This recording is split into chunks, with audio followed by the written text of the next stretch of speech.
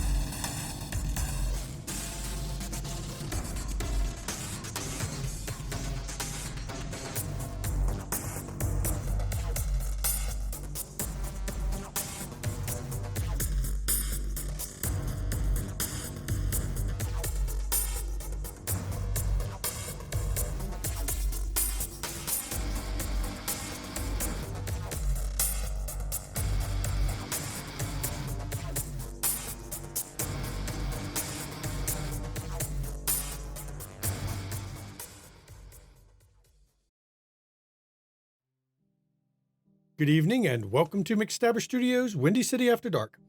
I am the storyteller, Shanky McStabber. And I am Mama McStabber in Twitch chat. You can find me on socials at Relindare, and I'll be playing Jacqueline Duron of Clan Ventrue. Hello, I'm Mischievous Red, and I'll be playing Isabella Caputo of Clan Toreador. Good evening, I am Ivy Raven, and I play Genevieve Schutz of Clan Gangrel. I'm Urian, and I'm playing Roscoe Acres, Clan Tremere.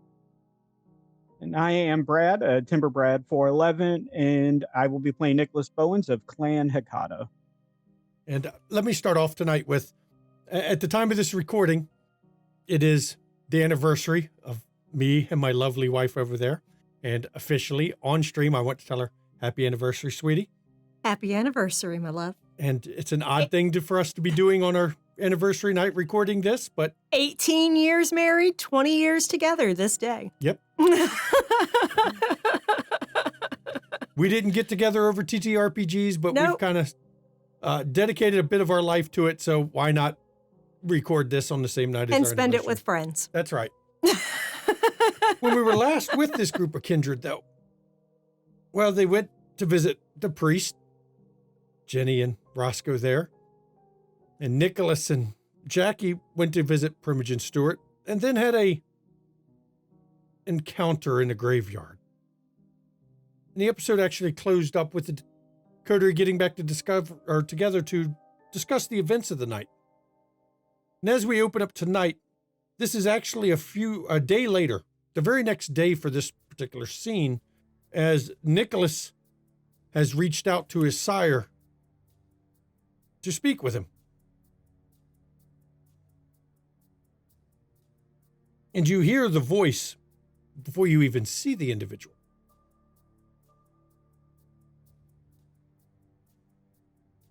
You wish to speak. I am here.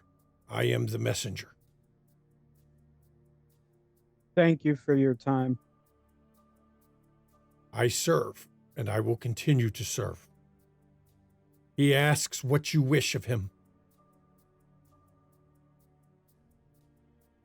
He tasked for me to find some information on the missing clan of death in Chicago, and it seems the Giovanni are being hunted by spirits, seemingly left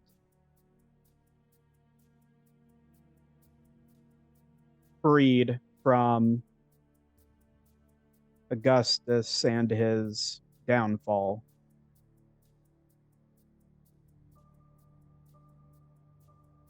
He says, "What do you know of these spirits? Why would they hunt the Giovanni? It does not seem prudent for them to do so." He said that would just be more fodder. The Giovanni are the weakest they've been in centuries. They're not in a position of power like they used to be, especially with their progenitor gone.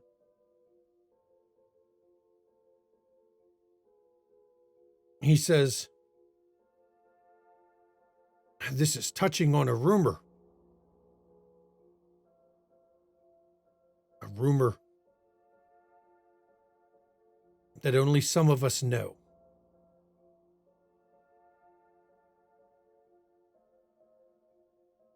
There is talk of the Giovanni having figured something out that they feel will allow them to take control of the council and regain their spot that they lost during the reunion."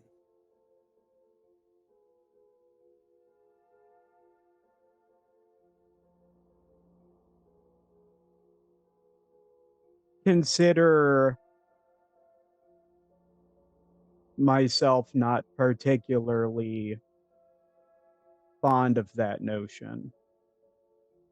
They were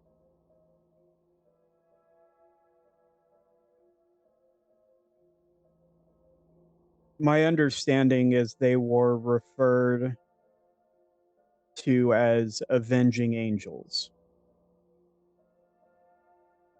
He says the dead give themselves all kinds of names.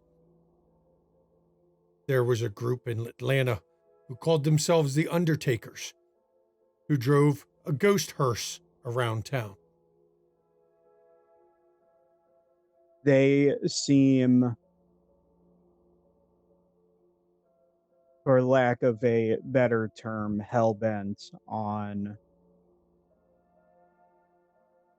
identifying the remnants of the Giovanni in the city. Specifically, our friend Alessandro and his wayward protege Zal. Your sire says that puts you in a unique position. You can hasten their demise, or you can use them for your own advantage. Perhaps find out what they feel that they know that could regain their seats that they lost.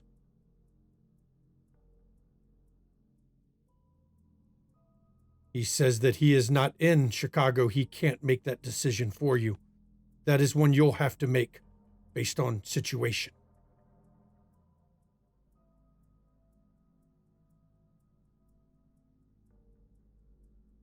Understood.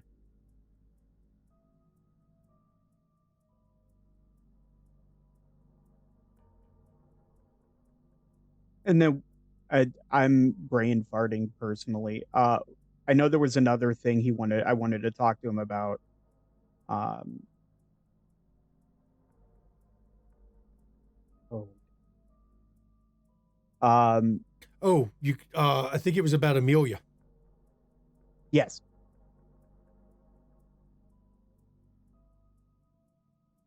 In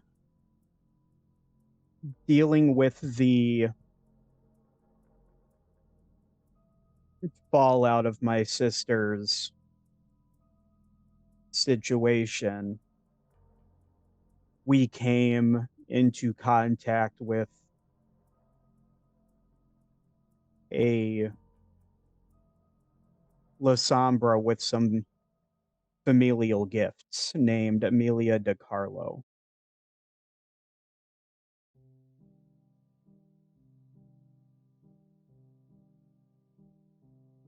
In repairing a tear in the shroud, which was guarded by some beast made of the abyss, she was pulled through to the other side by some dog creature.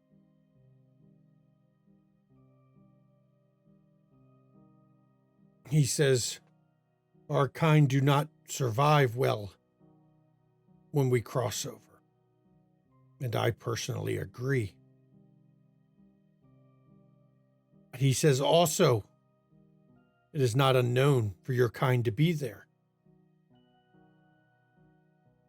There was a city, if you believe rumors, of your kind. Considering the history, I'm not surprised. A large, not large enough, but a large outpost of our line was locked away there.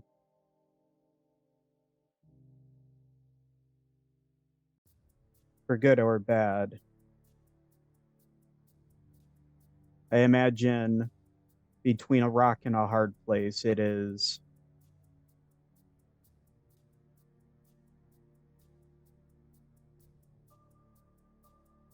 was a safer choice to make at the time, I imagine. He says, while there are many spirits that would seek her harm, there are also many spirits who wish something done in the Skinlands. Oh, I am very familiar with people wishing her harm on this side of the veil. He says Amelia DiCarlo will barter that for her freedom. He knows enough about her to understand that. I imagine it will take some time and finesse. She will not be at full strength considering the state she left this side in. He says unless she's a great fool, when she does get free, she will immediately hold her into the bargain so as not to incur further wrath.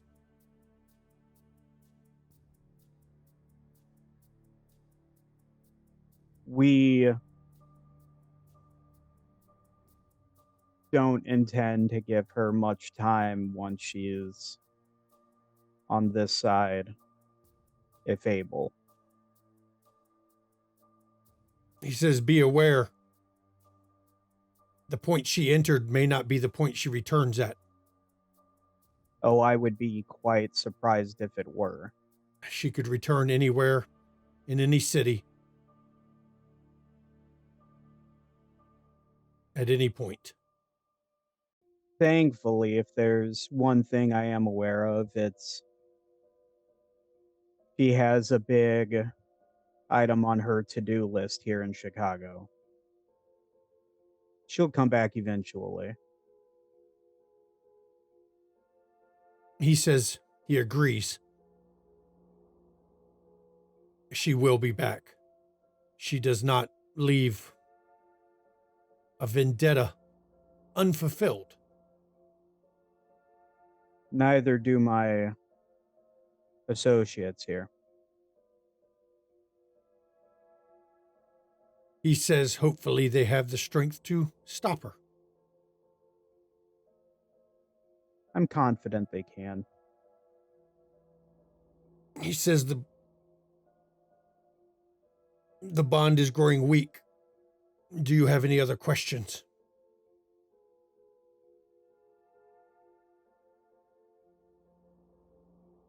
Is there anything he can tell me about people tethered, spirits tethered to a building? He bids If me he answer. is- And the link is broken, but I will do his bidding. They first appeared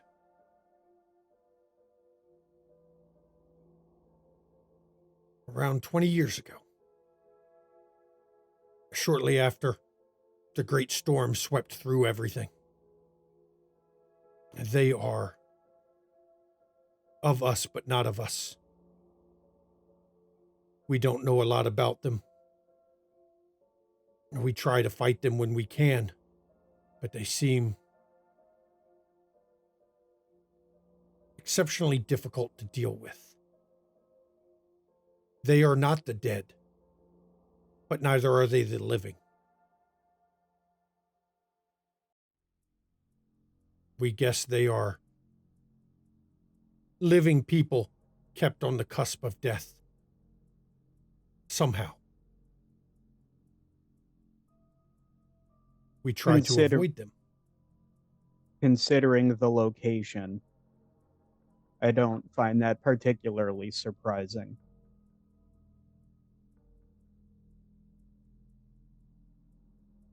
They seem to be mainly used to spy on your side. It is certainly more difficult to catch someone eavesdropping when you can't see them. Yes. We avoid them where we can, fight them when we have to. The problem is, even when we win, there seems to be bad luck that follows them. Fetters end up destroyed afterwards. Family members of the deceased disappear. Their vengeance spans both worlds. Interesting. Well, I appreciate your time. I serve and will continue to serve. And then the voice is gone.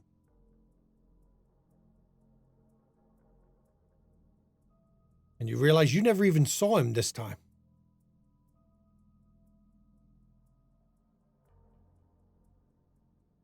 You doing anything else after this discussion?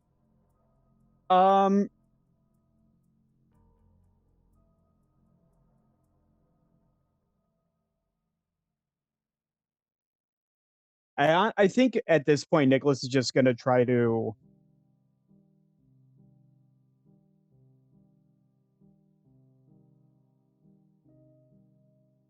I think he'll send a group text, but not like necessarily something saying like, oh, we need to meet, but whenever we meet, I've got some information.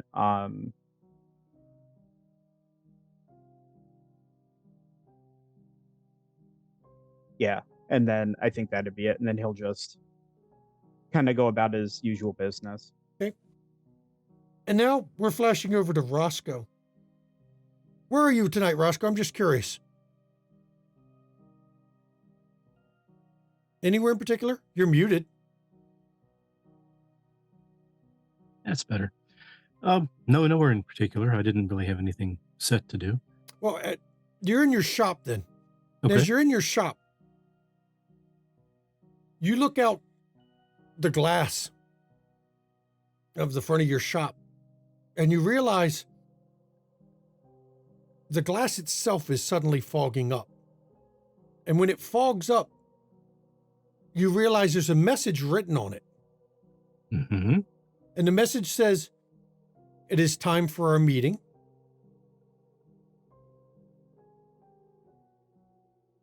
Come see me at the tea shop." Okay. And it's got the initials at the bottom, KS. Wonder who that could be. And after you look at and read it, you see it, the fogging on the glass fade away. And the message is gone that quickly. Okay.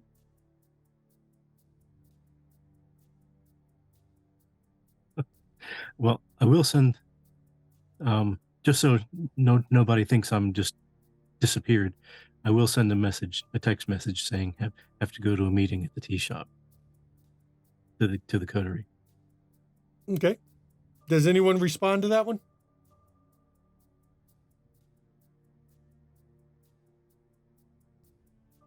No? Okay. No, go to your doom. It's fine.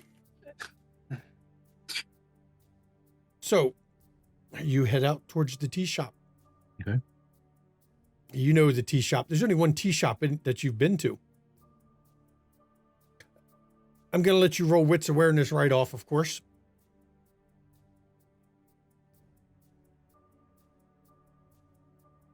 And we'll see if Fantasy Grounds is working for you tonight.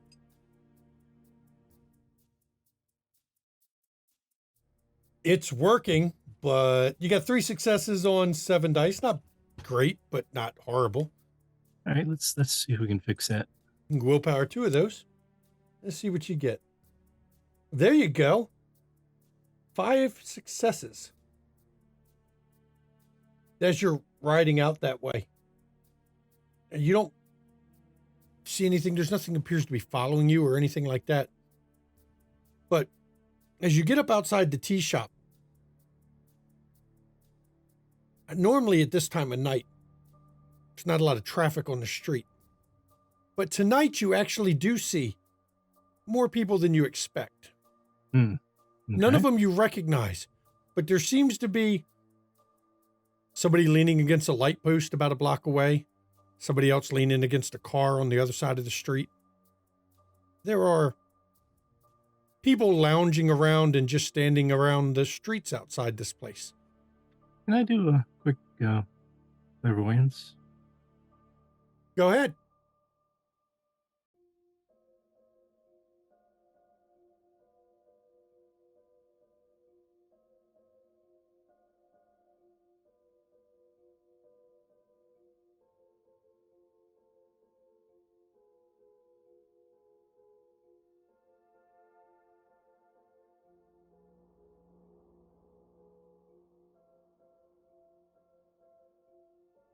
See what you got. Well, you rolled a fuck ton of dice.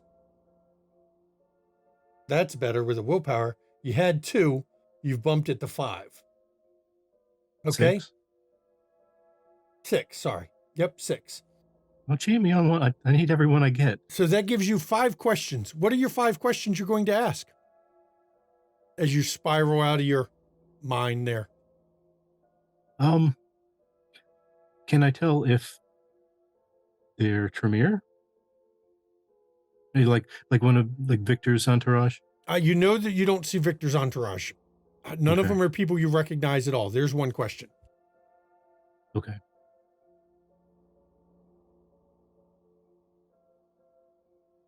Got another question you want to ask? I'll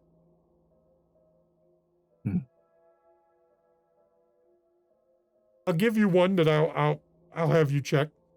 You Okay. find a total as you spiral out your view you find a total of 6 different people. 3 in the front of the building, 3 watching the backs of the building. Okay. Can but I don't see anything inside the building. You see inside the building. A man you recognize is sitting at the table. Same Okay. table you spoke to Victor at, actually. Carl Streck is there. Okay. So,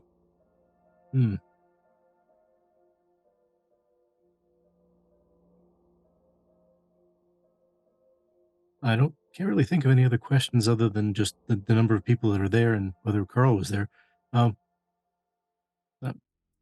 Sun Chi's not there, is she? Oh, no. Okay. Neither is Victor or his buddies. Interesting. I will let you use the remainder of your questions, and I will answer at least 3 of them. The ones watching the front of the building are kindred.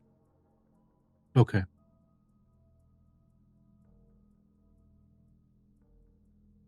You saw no rise and fall of the chest before you were forced back to your body.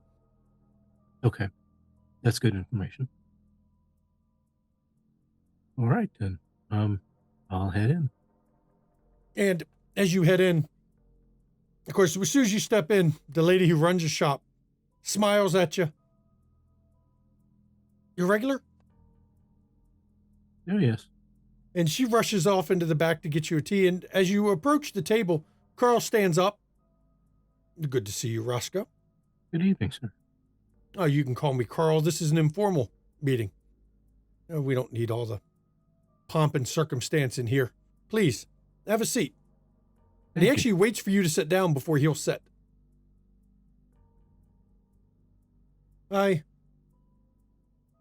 You might say this is, we wanted a neutral ground. I guess this is at least neutral, slightly more in your favor, as you are more aware of this place than I am. And yes, I have heard this is where Victor met you, but again, his brashness is what it is. I noticed that he's not here tonight. No, he has other duties to attend to. As I said, this is an informal meeting. This is not, you're not being detained. You're not being captured. You're not being interrogated. So there's no need. And I appreciate that very much. I did notice, though, that there seems to be a perimeter guard in front and back. Well, of course. When I I wouldn't. visit you unannounced, I don't expect ambush. But given the situation in the city and the current tensions between you, some of your friends you associate with, and the Chantry, for an arranged meeting, I felt it was best to make sure there was some security. I understand that. All right. They are just there to make sure we are not interrupted. Well, what would you like to talk about tonight? Well, I first want your opinion on the Chantry itself. I've heard unsettling things. That would be about right. It's not everything's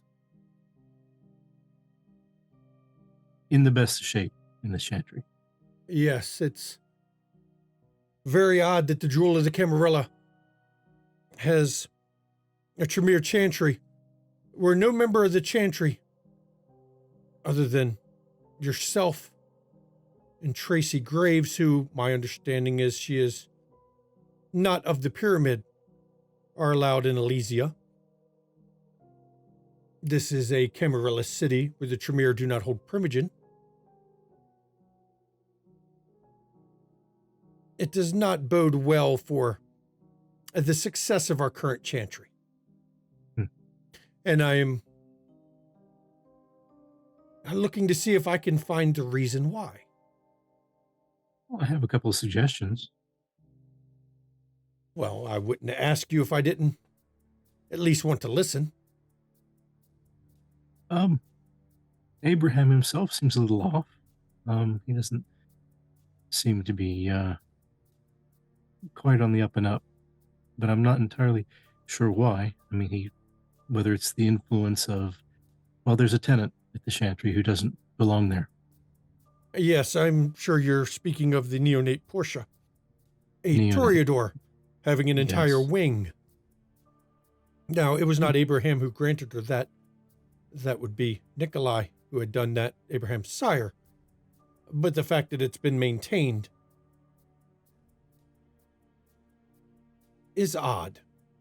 You are, I'm sure, aware that we generally do not allow non-Tremere Yes. to live in our chantry for sure. We barely allow non-Tremere to even visit.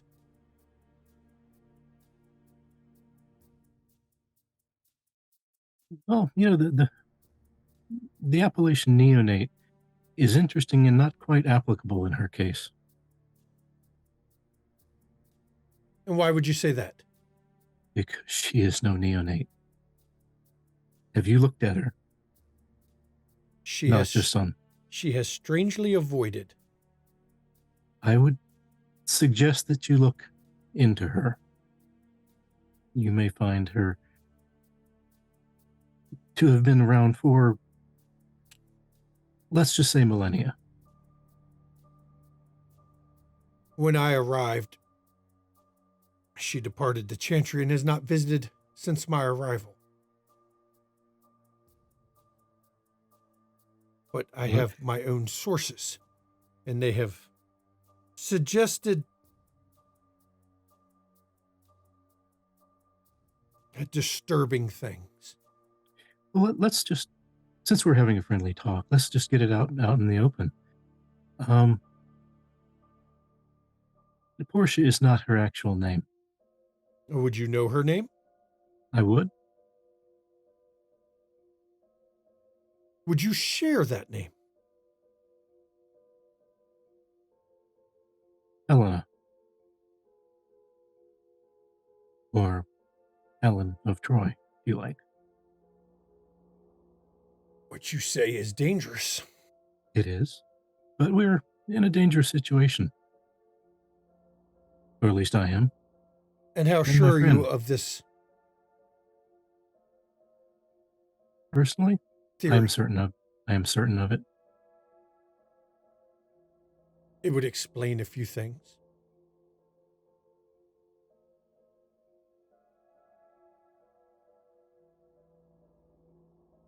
But it also raises other questions. Why would one that old need access to a chantry? That is a question I've not been able to find an answer to. And now I've thought of it myself. So, do you feel Abraham knows what she is? They have a special relationship, the extent of which I'm not sure myself, but you've been in each other's company a number of times when I was at the Chantry before being banned. Because you have shared what you have. I will do something I normally don't do. I will share my own parts of this. One of the first things I did when I arrived was to check Abraham for external influences. I did not find any. Now, that does not mean there aren't other ways. But I do not feel she is controlling him. Now, I will admit, it is entirely possible that I can be fooled when you're talking one of an age that you propose. There are many things I don't remember. But I have been involved in the Tremere for a very long time, and I have met my fair share of very powerful kindred. And there's always a sign that can be found. No, I don't know if it's worth mentioning or not, but she's also responsible for the untimely death of our previous coterie mate, Jonathan Berkeley. I was going to ask you about him. No, of course, Abraham bade me not say anything about it, saying only that to anyone who asked that he was sent away on chantry business, but this was not the case. My own informant let me know about that one. He disappeared from the city in a way that did not make sense to us. You see, he was a Tremere, but he was also previously a member of House Goratrix, a house that had asked about him not too long ago.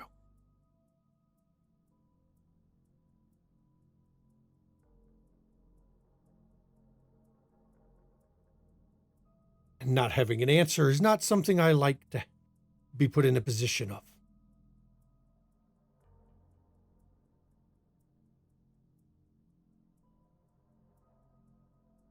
So, you feel, I am loath to say the word, but I will say it here. I am not worried about the tea shop owner. She is managed. A Methuselah has infiltrated the chantry and has undue influence.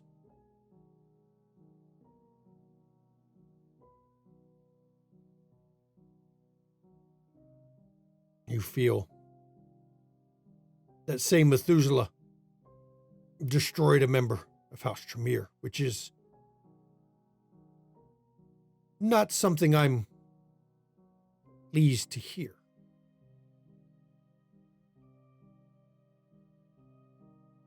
Now, I know you disagree with what we've decided with Sun Chi, and I will be fair to you, I wish it could be otherwise. I really do.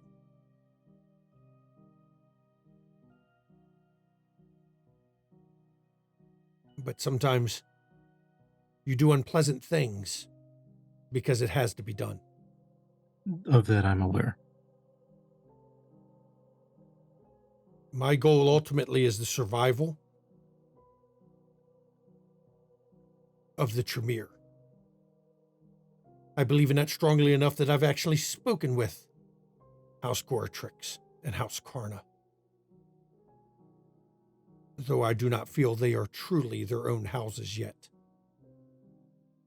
You have to survive longer than they have to claim you're a house.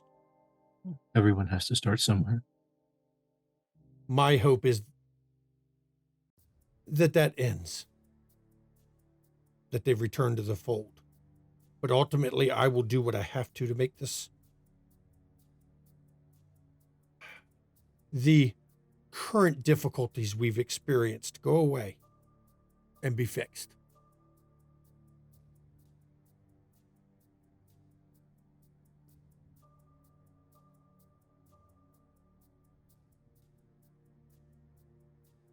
You honestly, Roscoe, have a decision you must make. Where you stand. If you are one of us, wish to stand with us, I can arrange that. But if you seek to oppose the judgment that is to be handed down, you do realize where that puts you, right? I do. And to be fair, I have made my decision on that part, and I disagree thoroughly and completely with the decision that was made. Well, I know that it makes no difference in how things will play out. I have no means of opposing that, but I disagree completely. I'm hoping your sire can talk sense into you. It would be a shame to lose a Tremere that has reached a reasonable age. And when we need all of them we can get.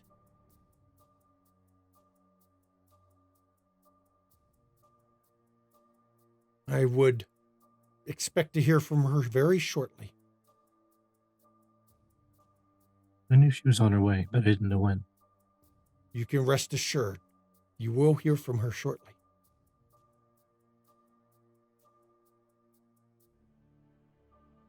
So, you have made your decision. Like I said, I hope that she can talk you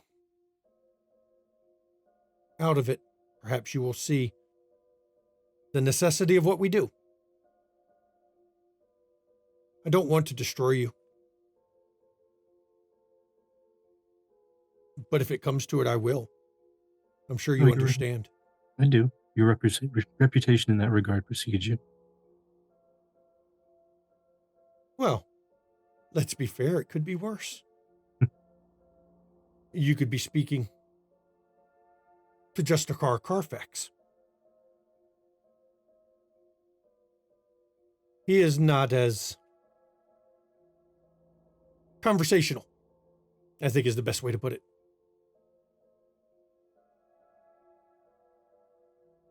And so you are aware he is close enough he could have attended this meeting. Well, I suspect that it would have ended up the same way, possibly somewhat less well for me. We would have still ended up talking, but I think it would have been in a less pleasant situation than this. You might have had the cell next to hers. He is set in his ways.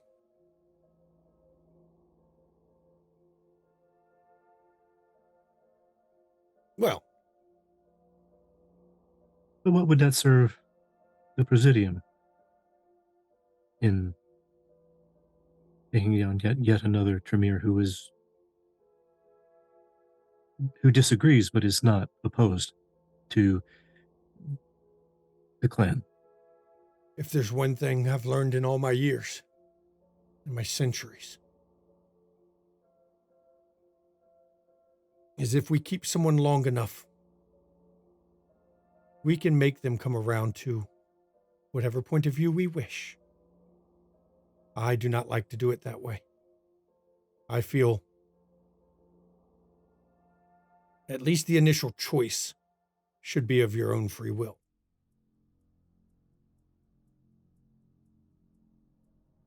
But I've taken up enough of your time, I think.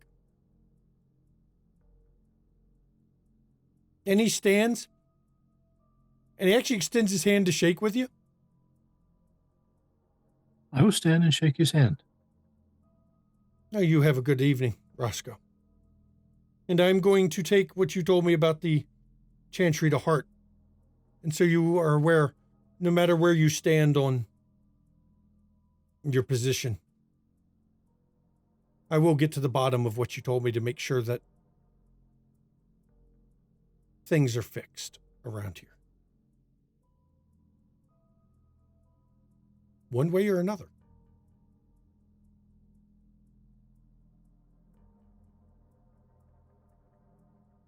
And he walks over to the lady, and you see him lean in and whisper something to her, and then he drops some money on the counter as he walks out of the place.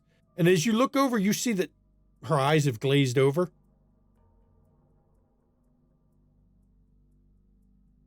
And her eyes remain glazed over.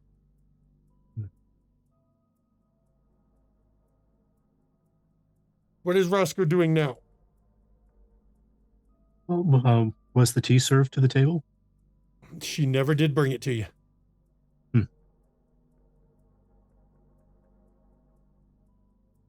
Well, in that case, I will leave money on the table, as I would normally for the tea. And I will, as I walk out, I will try to get a closer look at her, not being too obvious or in her face, but just to see what I can see. Her eyes are still glazed over. She stands there slack-faced, just stands there right now. You don't know how long it'll last.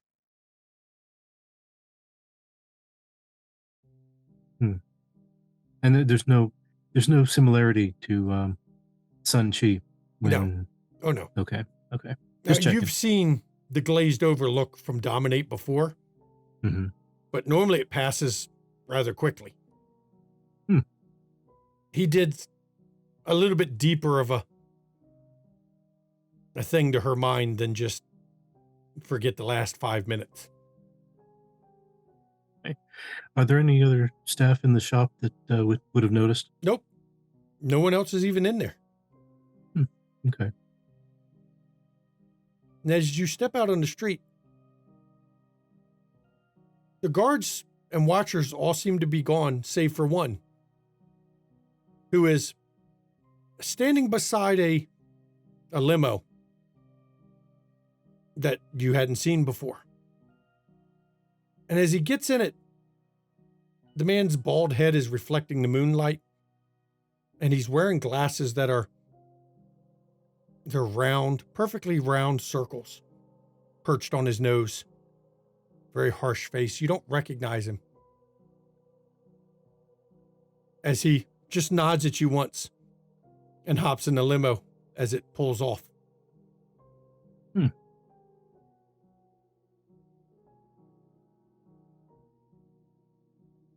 And I will try to make a note to remind myself what he looks like so that I can see if I can identify him later.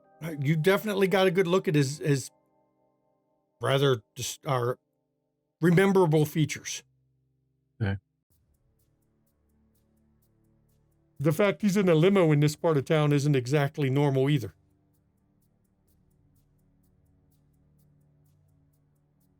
So, and I don't see where Carl went, or is he in the limo? You don't see him anywhere on the street. Okay. The last one to leave was that bald man. Okay. And as you hop in your car, if you're going to send any messages to your coterie, you can go ahead now before we flash to the next scene. And I'll just send a quick one. Still alive. Jackie Nicholas responds, will- good. Nicholas replies with ish. But then like a thumbs up. Isabella sends that gift. I don't know what it's called, but it's like the little girl sitting on the stairs, just like throwing a finger, like celebrating, like woo. It's kind of half-heartedly excited. And as you're heading back about your business, we actually flash over to the ones who received the text, Jackie, Isabella, and Jenny, as they're riding over to a place called the Gazelle, a strip club. And I turn it over to the ladies as Etienne is driving them to the strip club tonight. So we're going to the Gazelle, which is owned by Harry North, one of my associates. He runs a elite establishment, so should be a good performance there. We have a deal with some of his workers, train in the art of burlesque at my place, and use that in their stage performances there. Nice. Sounds like quite the good thing you have going for you. I'm not surprised, though. Yes, he was at my charity event and wanted to discuss the deal with me after seeing my performance and those of my staff. So, we are training some of his people. He pays me money when they perform.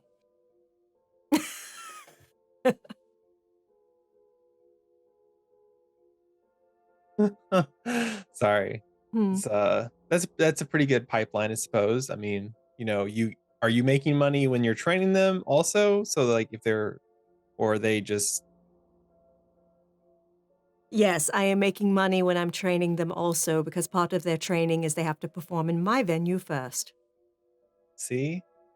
When you win, you just win. Exactly. Exactly. I'm getting it on both sides.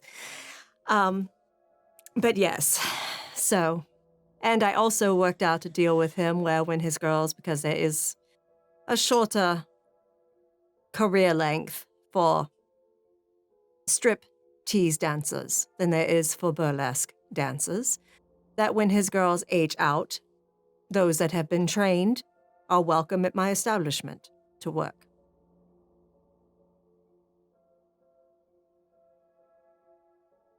It's actually a really well thought out plan, I guess, as it were. Like the cycle Yeah, of because they can get yeah. easily another 10 plus years doing burlesque and making a lot of money still. So what spurred the visit tonight then? Need to speak with him.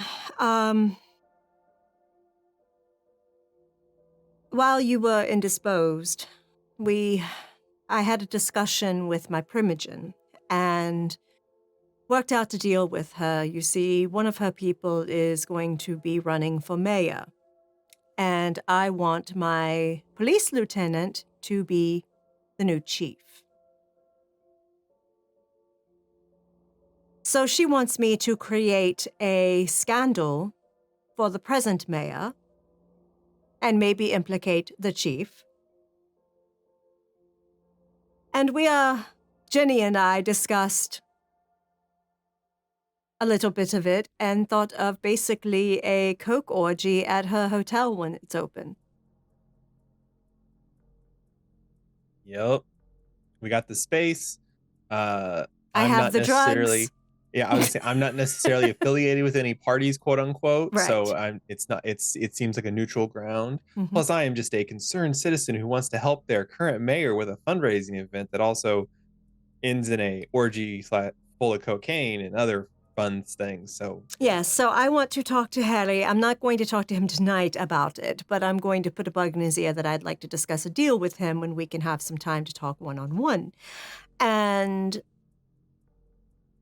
talk about possibly getting some of his girls to be just positioned there. Not in the orgy per se, but just positioned there. Do you expect any difficulties from him? Any large asks in return? I doubt it. He's a friendly sort. He used to be one of the hounds. But he's not anymore.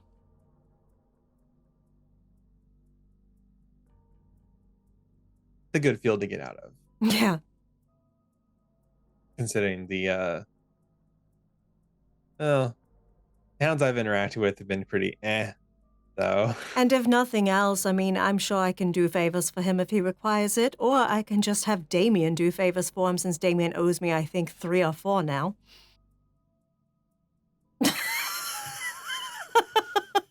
Do we know where he stands with the other candidate? I imagine there's someone backing them. Oh, I'm certain. I will talk to him about it. He doesn't seem one that's really tied into politics per se, but I will feel him out for it when I talk with him. And Well- here I was thinking this was just a good time. Well, it can be. It absolutely can be. I was gonna say I want am to not see here- how well the girls apply the burlesque to their performances. Oh, and I was gonna say I'm not here for business, other than the business transaction of me throwing tons of cash at people. So And they are beautiful, Jenny. I mean, They are fucking stunning. rule number 1, you look but don't touch, and rule number 2, I have to keep my distance because I don't need anybody screaming and running off the stage. Oh, but some like them dangerous. I'm sure they've also yeah, encountered all sorts. I get that. At least you but treat them it's well. okay. It's okay. Ginny pats her like large purse. She's like, I brought the bill gun just in case, so I can do it from a distance. You think I'm joking? And she pulls it out. She's got one of those like bill shooter guns. Oh my goodness. Look, sometimes you load one of these bad boys up with like a combination of different weights of bills, like you got 1 through hundreds, in there, just different numbers. You go out onto the floor at the casino and just in the air real fast. People lose their fucking minds. It's good entertainment, and it's kind of free. Sorry, just I do adore you, ladies. I really do. So, but anyway, with the coke orgy, we were thinking possibly getting the chief's daughter involved with the mayor. But if we can't get the actual daughter, perhaps Isabella, you could do something to look like her. If we can get eyes on her. Well, I hate to say, but I do love a good Coke orgy. I'm sure you do, darling. Of so, course. so that not only am I getting, drugs out of evidence lockup to implicate the fucking chief, his daughter will be there shagging the fucking mayor. On film.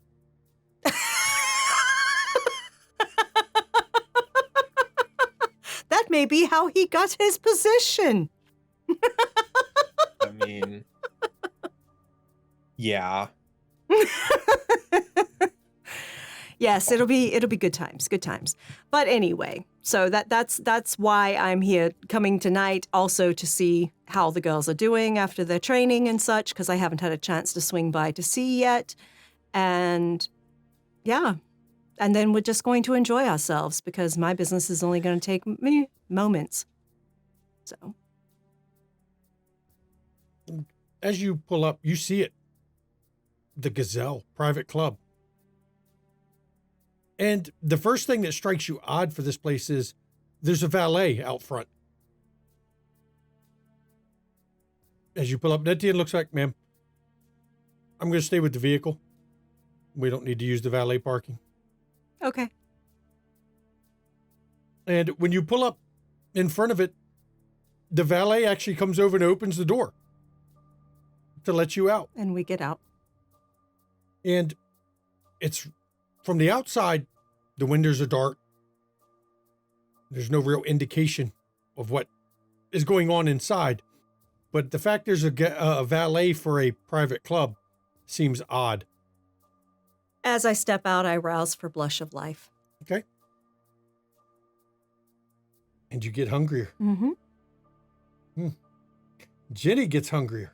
Yeah, Jenny did the same thing, just to be on the safe side. And Isabella gets hungrier. We all get hungry. We all look The hungry. thought of going into the strip club seems to get your beast pulsing a bit. Mm-hmm. And as you approach the door, the doorman is not even the valet. There's a separate guy there. He's in a immaculate suit. Membership cards, please. Jackie takes out the invitation. And he looks at it. And this invitation was for you and one other. Wait. Never mind. Come on in. Thank you. And as he opens a door, you step into an entry room that is oddly designed so that anyone outside cannot see into what's going on in the places you step through. Well, discretion is important at a place like this. But as you get inside the main area, it's not what you expect from a strip club. It is not dimly lit. It's actually decent. It's not going to say it's bright, but it's decently well lit. The tables are obviously not cheap strip club tables. There's girls dancing on some of them. Everyone you see in here is wearing a suit and either a fashionable dress or There's a lot of suits in here. or something upscale. Yeah. There is, you can feel the money Mm-hmm. off the whole place. And the girls are running around and they're actually in, you can't call it a bunny suit because it's obvious they're mimicking more of a gazelle Mm-hmm. with the outfits, with the girls that are waiting the tables and running The back and cocktail forth. waitresses. Right. Mhm. And on stage, one of the stages, because there's three, the one in the center has a gorgeous redhead dancing on it. And the two on the side, there's a blonde and a brunette up there on the two side ones, apparently catering to multiple people's taste. And you're barely through the entrance when a man comes over that Jackie recognizes. His hair is a little longer. He's got longer black hair tonight. Although he's still in the impeccable suit and his face looks the same. Who is it? It's Harry North. Okay, well, you didn't say that. Right. That's why you recognize him. Okay. And he actually comes over. Jackie, it's good to see you. Harry, it's good to see you. And she leans in and kisses both cheeks. And who are your friends? I saw him. Isabella Caputo And Genevieve Schutz. Ah, well. 3 lovely ladies in an establishment for lovely ladies. Absolutely. Please, let me take you to a seat. Thank you.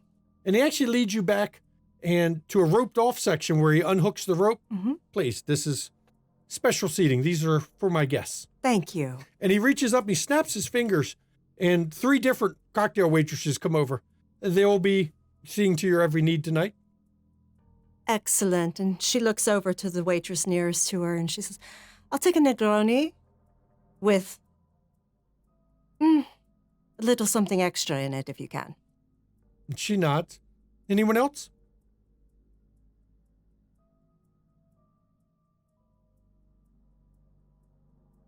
I'll have a margarita.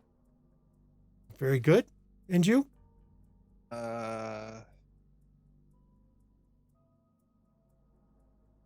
Whatever you think I would like. I'll find you something. Perfect. And she heads off, leaving the other 2 standing nearby, just out of earshot, but close enough that you can, if you even look that way, they'll run over to you. Mm-hmm. As Harry grabs one of the chairs and he flips it around and kind of sets on it with his legs coming around the back. You're new here. You haven't been here before. Let me explain the thing. Drinks are free. That's part of the membership. When you charge what I do for the membership card, the people who come here don't expect to have to pay for the drinks. Now, of course, tips are always graciously appreciated. And the girls up there, of course, same way. You know, standard rules, no hands on them unless they put hands on you. And in that case, when they put hands on you, you just let them touch you. Anyone who violates those rules will get their membership revoked if they're lucky. If they're not, I have creative punishments that I can do. Excellent. And I know the one dancing, Shauna up there, she has not been, but I think the next act is one that I've sent over to you. Well, do send Shauna sometime. She is stunning. She's one of our newer girls. Yeah, So, I mean, she's got a lot of experience, but I can tell. I send them over based on seniority, to be honest. I understand. You've got to make sure that they understand that, Loyalty has its perks. right. Some new girl's not going to show up and bump them Off the off pedestal. the list. Right. Mhm. Just one of the little things I do for my people. Isabella and Jenny, do either of you have any questions? Membership form. Jenny pulls out a giant stack of cash out of her purse because she's like, I came prepared. I will get you the membership form. The membership for this place is $48,000 a year. No problem. And as you can see, it's worth it. Now that membership gets you access to this one here and the other 2 located in other parts of the city. And of course, he leans in. You didn't hear this, but we're actually opening up a franchise in Vegas right now. Oh, my home. Oh, worth it. Miss Schutz here is the proprietress of Phoenix. I've heard good things about that place. I haven't been there myself. Unlike you all, I don't really eat and drink Mm. food. And so you, because of the nature of who we all are, the girls here are off limits, of course, Of course. as are the patrons. Of course. Just have to pull that up because we've had Issues? to school someone in the past on that one. Alexa thought she could come and feed from here, and I had to dissuade her of that. Well, you don't have to worry about teaching us manners and etiquette. I didn't think so, but I feel it's only right for me to express I the rules. appreciate it. Definitely seems deserving of one of those creative punishments. Oh, it is interesting when you get to bodily throw the scourge out. I would have paid to see that. She bounced off the alley wall in the back. Oh, Harry. I'm sure I'll pay for it later. But it was worth it. How much to buy security footage of this? Just so we can watch it over and over and have a good laugh. It could probably be arranged. For the right price, of course. I Of don't think it'll be course. money, but I can, of course, arrange a lot of things.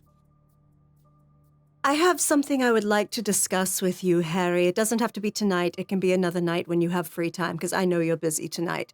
But Busy? Psh, this place runs itself now. It's at the point now where I just get to be the host.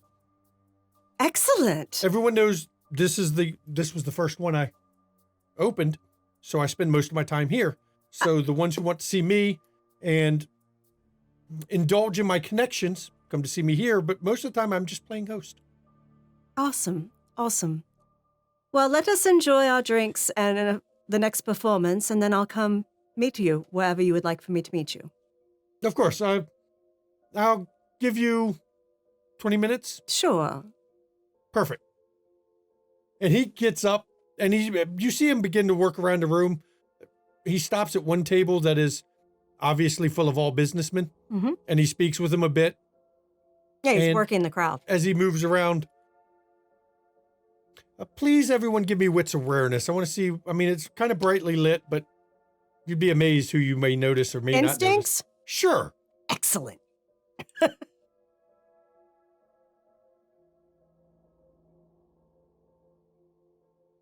And you do notice as you're sitting there, nobody is throwing money. You're pretty sure you haven't seen less than $100 bill tucked in anybody's G-strings or in the tops of their boots, some of them. I have 6 with a crit.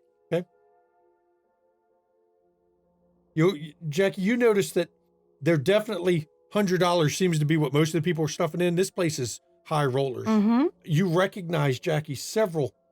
See, how many did Jenny get? 4? I got 6. 6 after as the well? roll. Both Jenny and Jackie. Let me see what Isabella. 3. 3. That I didn't don't work see yet. anything. Isabella or Jackie and Jenny, you notice trying to how I can put this. Several of the major power players in the city Mm-hmm. are in here tonight. You recognize at least 3 different CEOs. None of them are Ballard Industries.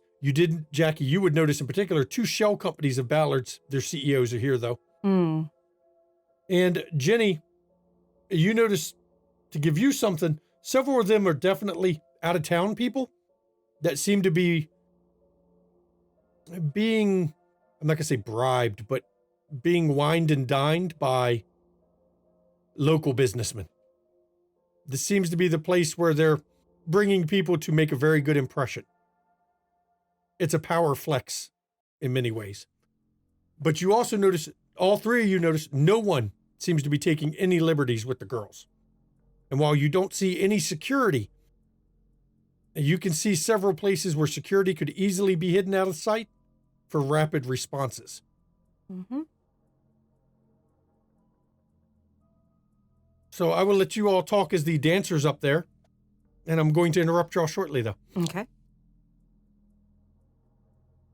Well, that's great. Because when I leave this city, I can take the show with me.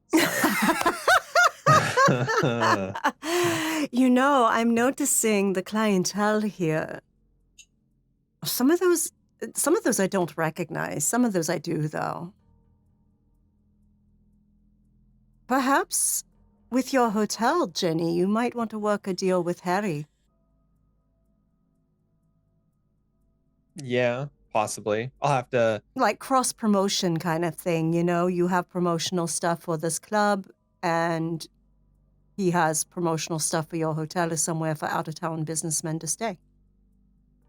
True. I mean, I am hoping to cater towards a middle ground, but also have that upper end sort of thing going on there. So Yeah. It's Yeah, it'd mostly- be good. It'd be good to get the corporate travelers. yeah. Mm-hmm. Well, that was partially the aim with placing it where I placed it. Mm-hmm. So Because usually you can negotiate excellent rates with corporate for stays. well, I'm just happy you said Vegas because Yes. you know what? We can go. just envisioning it. We can visit here, hop on a plane, pop to Vegas, hit that before the sun comes up there. It's just like, you know, sorry. Sometimes you just Oh, got to party. So that's okay. I just got word that my cabaret franchise is taken off. I'm actually having one open in San Francisco. Congratulations. Yes, congrats. yes. So it is the first of the North American expansion, and there's a few other cities I want to hit, and then expand out into Europe. You're quite the power player. If anyone's gonna do it, it's gonna be you. Cause yeah. If there's anything I've learned in Chicago, it is that when Jacqueline Duran says do, the world does. So I do have one hell of a will about me. Jackie, you noticed somebody just walked in Mm. wearing a suit, Mm. which is odd with his bald head and piercings And tattoos. and tattoos, but he's come in wearing a suit. Genghis has walked in the building, Mm. and he doesn't seem to notice you all right away as he's looking around. Well, let's see if he gets sat in VIP or not. And you see Harry look over and acknowledge him, but Harry is currently in the middle of talking with another group of businessmen. Mm-hmm. But Genghis finally notices you in VIP and immediately starts heading over that way. Mm-hmm. I imagine we've gotten our drinks by now. Oh, yes. Okay, so Jackie just takes a sip of her Negroni. And He actually walks up, moves the rope. Hey, Jacqueline. well, Fancy seeing you Genghis. here. And who are your friends? Well, first, when did you get back in town? Yesterday. Oh. So the romance didn't last, huh? Sadly, it didn't. That's how those things work. You know how the roses are. Oh, how are the roses? Be careful Yes, now. how are Meet my they? friend, Isabella Caputo. She is also a rose. Well, they wine you, dine you, get what they want, cast you aside for the newest favorites, and leave you heartbroken. Only if you deserve it. And this is Genevieve Schutz.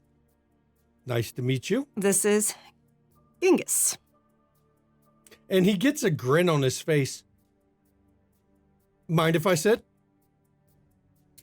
As far as I'm aware, it's a free country. It's not really. True. They say it is, but they it's say not. it is. You can have a seat if you wish. He sits. So, I hear Lamar's gone. He had some business to attend to. I was really looking forward to me and him finally getting to have our date. Genghis, don't make me kick your ass. I'm in a suit tonight. I You understand. think I'm in the mood to fight tonight? I understand, but if you harm one of my associates, I consider that a personal threat. You've also said quite a few fighting words for just being here. 2 minutes? Despite his suit, Genevieve visibly like moves her cash to the other side away from him. So He grins. You think, honestly, let's be fair. If I can afford a membership here, I'm not worried about your cash. oh, I don't want anything coming off you and getting on my cash. That's what I'm more worried about. And you're saying I am going to start a fight tonight. I'm on good behavior, I'm on especially in be- this establishment. Oh, I hate to see bad behavior. Oh, I'm sure Jackie can tell you some stories. Oh, you guys are on first name basis now? Damn. Or is this the he thinks he's cool but he's not cool thing? Because like, I honestly have no personal problem with him. okay, The way you I- snubbed me on the dance floor that night, I'm not sure about that. How did I snub you on the dance? You never went and got in the pit. Oh, darling, please. It's only a mosh pit.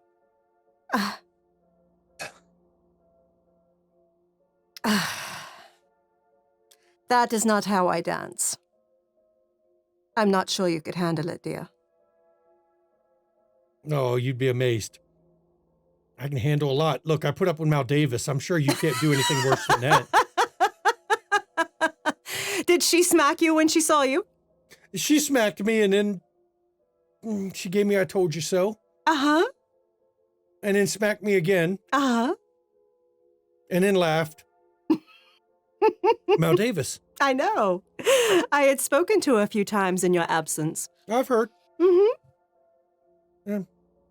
I have some business tonight that I've got to conduct with Mr. North over there. Excellent, so do I. Seems we have a mutual friend. Yeah, we do. From what I hear, you've been making a lot of friends. You've been busy.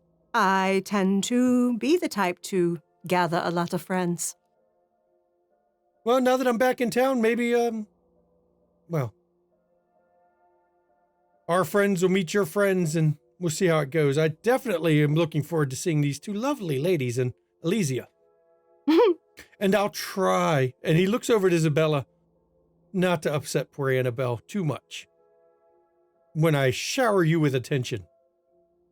We'll see if that gets you on my good side. It's not about your good side, unfortunately. I hate to put it this way, but it's about her bad side. They really should just go ahead and bang. Oh, I'd love to bang her. Not in the way you say. Look, just because I've been gone a while don't mean the grudges are buried. Oh, I understand. Sometimes that's all people have left. And sometimes it's just amusing. Mm-hmm. You know, they tell me you got to find something and stick with it. So I'm sticking with that one for now. To each their own.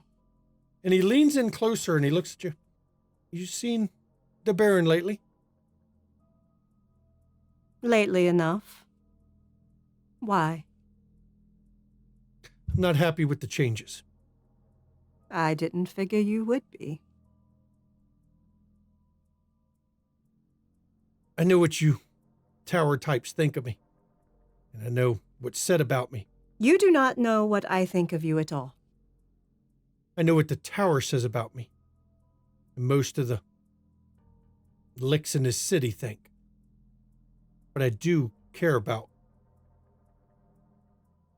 the goals. And I do care about those that are trod on. And I'm not happy with what she's doing. What is she doing? Trying to get us involved in a war that we can't fucking win. Indeed. If it was as easy as she's acting, I'd have won it 10 years ago. Indeed. Do you think that there won't be upper echelons falling upon this city if any of you start shit? No, I've told her that. She don't care. I've told Mal Davis that. She laughed and smacked me and told me, leave my superiors to make the decision, which to me sounds an awful lot like, well, the shit I see when I come into here. Mm-hmm. Not this place in particular, but the I know city as what a you mean. I'm sure as hell not happy that those Gary fucks did anything around here. Mm-hmm. They've always been trouble. Mm-hmm. I know we haven't always seen eye to eye because of... I just didn't like you manipulating and using Destiny. And yet you're fine if I do the same I did to Destiny with... Oh, Isabella Isabella? will eat you for lunch. Look, in the end, who got manipulated, me or Destiny? You. She's an excellent actress. Oh, I know. You know she got fucking nines to beat my ass while I was out there? Did she? To teach me a lesson in manners. Mm-hmm. Now, I'm not gonna beat around the bush with it. He's an excellent teacher at that. Jackie just runs her hand down his suit, feels the fabric, notices its excellent quality. I don't think you lack in manners. You just choose not to apply them. I am who I am. Mm-hmm. We don't change that much. And I may have been raised to some privilege, but that don't mean I understand. I want to perpetuate it. I understand. You may not realize just how much you and I have in common.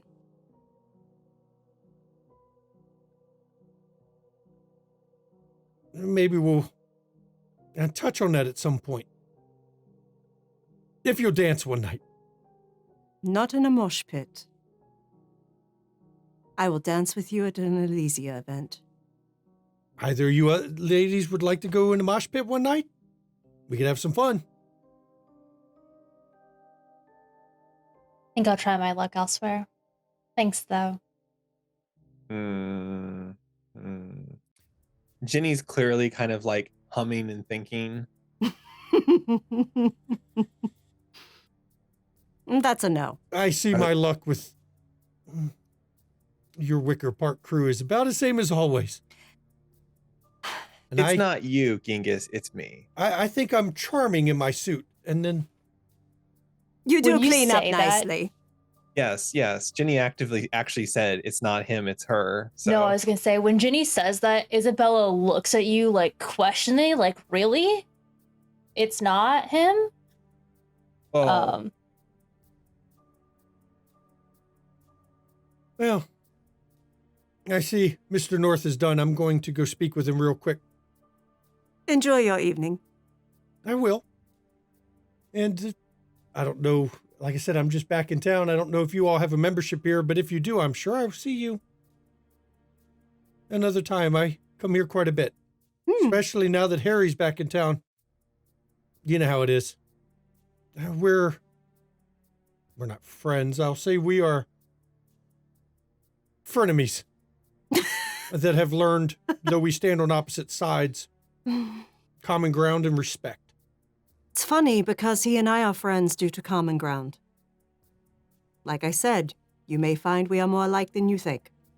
We'll see. Ladies. And he gets up and turns. And instead of opening the barrier, this time he just steps over it. Mm-hmm.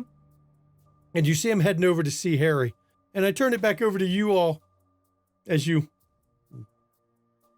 make fun of Genghis, probably knowing you all. Knowing at least some of the people here. Well, that's an end to find out information on Anita. And she takes a sip of her drink.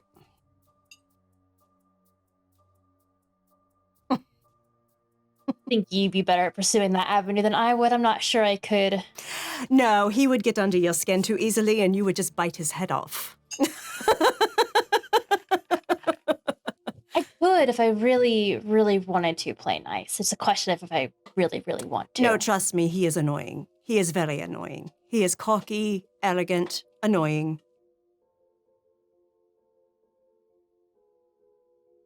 But I know how to use men.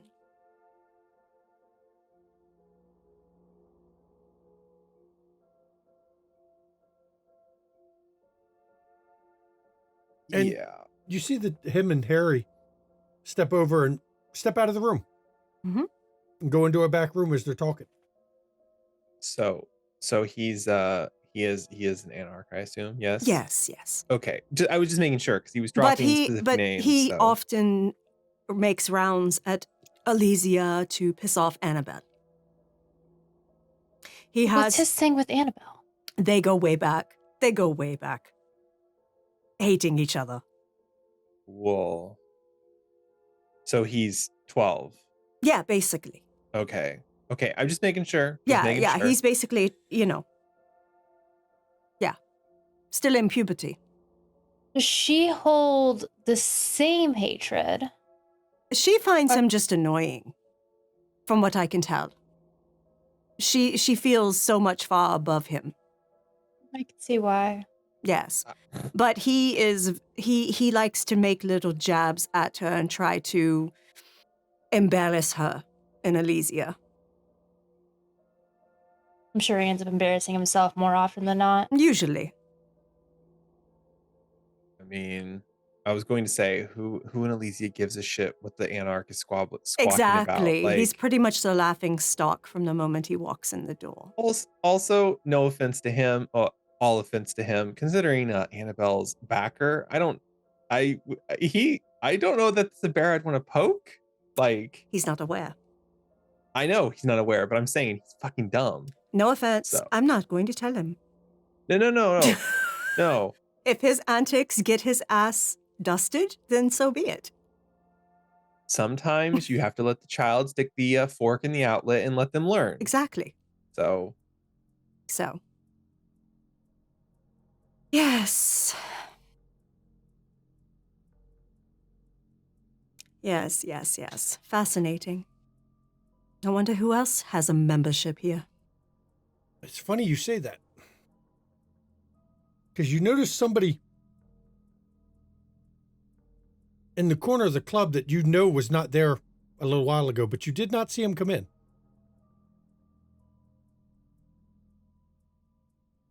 There is an individual at the table. Beautiful man. Hair uncombed as always, but it's obvious that his uncombed hair is a style choice. Not wearing a suit, which makes him stand out, which is why you definitely would have noticed him. And he does have a very inhuman look in his eyes. Not as bad as it once was. But Nero is sitting at a booth in the corner. In the VIP section? No. Mm. The only VIPs Is us. is you all, because you're the only ones that Harry has personally put in there. And he seems to be just staring at the dancer. That's it. I'll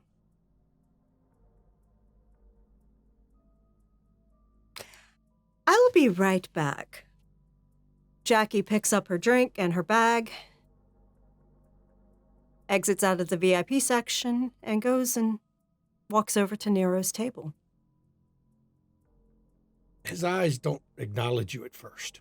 Mind if I have a seat? He flicks his eyes over at you. Of course. Have a seat, Jacqueline. Thank you, Nero. And she has a seat. So she's caught your eye. She's quite talented. She's quite stunning. Well, I'm just commenting on her talent. Mm-hmm. She is a singer. Is she? Yes. Well, she is a one-woman show, singing and dancing. Yes. And his eyes, after they flicked over to you, flicked right back to her. Mm-hmm.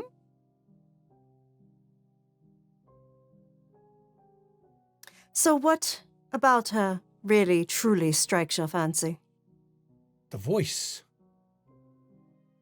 What do you hear? I hear the trauma, the pain. I hear life, the vitality of it all. Fascinating. You don't hear that with some that sing. Oh, I do, but I also hear other things. His eyes flick back over to you. I wonder if I can make her sing. You know that you're not to touch any of his girls. Oh, I know. And she takes a sip of her drink. But I can wonder. You can wonder, fantasize. Plan. And he gets a grin, but as always when he smiles, it does not touch his eyes at all. You are positively devious. No. Determined. There's a fine line between the two, darling. And his hand reaches out and he just slowly runs a fingernail that seems slightly large, slightly long, along the glass in front of him. Mm-hmm. I'm sure Kathy would like to play with her too. I'm sure she would, but it would be ill-advised. I know. I'm not ready to cause that problem yet.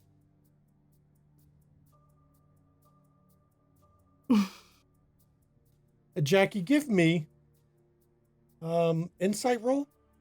Okay. Let's see, that would be, you can go wits insight. Would either ambitions or desires work? Not for this one. Okay. I am going to surge for it. Okay. We'll be coming back to the other two ladies here shortly, while Jackie's not at the table. Oh, we're going to willpower that. That's way too many dice to get that few successes. 3 on 9 dice. 9 dice. 4. 4 on 9 dice. There's something different about him tonight? A bit more predator-like? No. Bit more personality-like. Hmm. You don't know what it is. The blankness, while he has an inhuman look on his face, that blankness is not behind his eyes like it normally is. What's gotten into you, Nero? You're different. The vitality of the place. Oh. It affects you like that. Yes. Fascinating. City is alive tonight. Hmm. City has many guests, many new people in it tonight. And it wakens me sometimes. You really do fascinate me, you know. Well, I am a book of sheet music. If you know how to read it, you'll know my tune. But that does not mean you have the skill to play it, now does it? I do not play, but I do know how to read it. And he gets that grin again. That is predator-like, Mm-hmm. perhaps. Considering my performance history, I had to learn a great many things. And he runs his finger along the glass again. So would you sing for me? Perhaps. Could I make you sing? You could not make me. But I could choose to. Could you sing a song of the city? Perhaps. You know the violence is not gone. No. But it has changed in flavor and tone. But I still hear it. Soft. Oh, that one's sleeping. Is it now? Oh, yes. But it still sings. That one I do not hear. Perhaps in time you will. I hope to be out of here before that time comes. Well, maybe we both will, Maybe. when our task is done. Is it ever, though? And he suddenly, his eyes narrow a bit and he looks over. Mine will be. Really? One day. So And you, then his eyes cloud a bit again. you have a retirement plan? Oh, don't we all? Yes, we do. Don't we all? Hmm. Perhaps I'll take her with me. And his eyes once again flick back over to the dancer. Has anyone ever told you that you tend to get obsessed? I'm more than one person, actually. I blame it on our blood. I understand. Oh. Did one of the waitresses follow when I left? Yeah, but she's standing out of earshot. They Okay. all stay a respectable distance back. Jackie flags down the waitress. And she comes over and does a half curtsy. Another Negroni, please. And if Right away. if the gentleman would like anything. And Nero just holds his hand over his glass. No, I am not drinking what they're serving tonight. Fine then, I'll take my Negroni. And she hurries back off.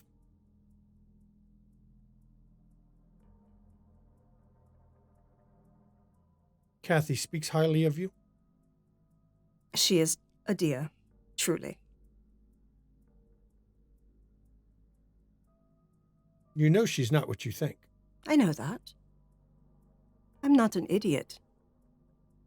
I know you're not what you pretend to be either. And what am I? And his Ne- eyes actually shut, lock right onto you. You're an agent? We're all agents. No, not all. Not for certain people. And he leans forward. We're all agents, whether we know it or not. But only the useful ones get the title. No, the title goes to those who survive. That too. And boy, have I. As have I. Good. And then his eyes cloud over again and he goes right back to staring at the girl. When the waitress comes back with her drink, Jackie reaches into her purse to get some cash out for her tip. Okay. Breaks out like $500. But when she's going to take her wallet out, she actually takes out the mirror. Nero, could you hold this for me while I grab out her tip? He looks at it and his fine-fingered hand picks it up. Thank you. And he holds it a minute and you see him. He's turning it over in his hand back and forth. And Jackie's literally not paying it any mind, and she's giving the $500 to the woman and Okay. putting her wallet back. Oh, do you like it? It has age. I feel the age. It has a song it sings as well, as everything does. I collect a lot of things that have age on it, you know. I like to be surrounded by things at least as old as I am. And his eyes narrow looking at it, and then he looks at you, and then they cloud over again. Well- and he lays it on the table. And Jackie picks it up and puts it back in her purse. Thank you for holding that. I appreciate it. Yes. And he looks over at the dancer again. I'm afraid our conversation has to come to an end now. She is leaving the stage. That's one reason. And his eyes flip back. Tell her she's digging a hole she can't escape. If Not she my follows problem. this, Not my problem. as you say. I don't work for her. And And his eyes go right back to the dancer. And Jackie takes her drink and walks back to the VIP. And as we're flashing back to the ladies, as Jackie had stepped away, Genghis actually came out, noticed that Jackie was talking to Nero, looked at you two, and beelined right back over to your table. And he sits down, now that the ball buster is gone. Hello, ladies. You assumed Jackie was the... She has busted my balls more than once. You Sounds need like you like- something? Oh, a date? No, A good time? no. I mean, what man doesn't want a beautiful woman on each arm? I can show you the town. I've been here a bit, but thank you. I'm sure you haven't seen all the places I can show you. Not sure I want to see all the places you can show me. Oh, come now. Come. More exciting. Sure, there'll be a bar fight or 3, but that's exciting. And his eyes flip over to Jenny. I know she understands.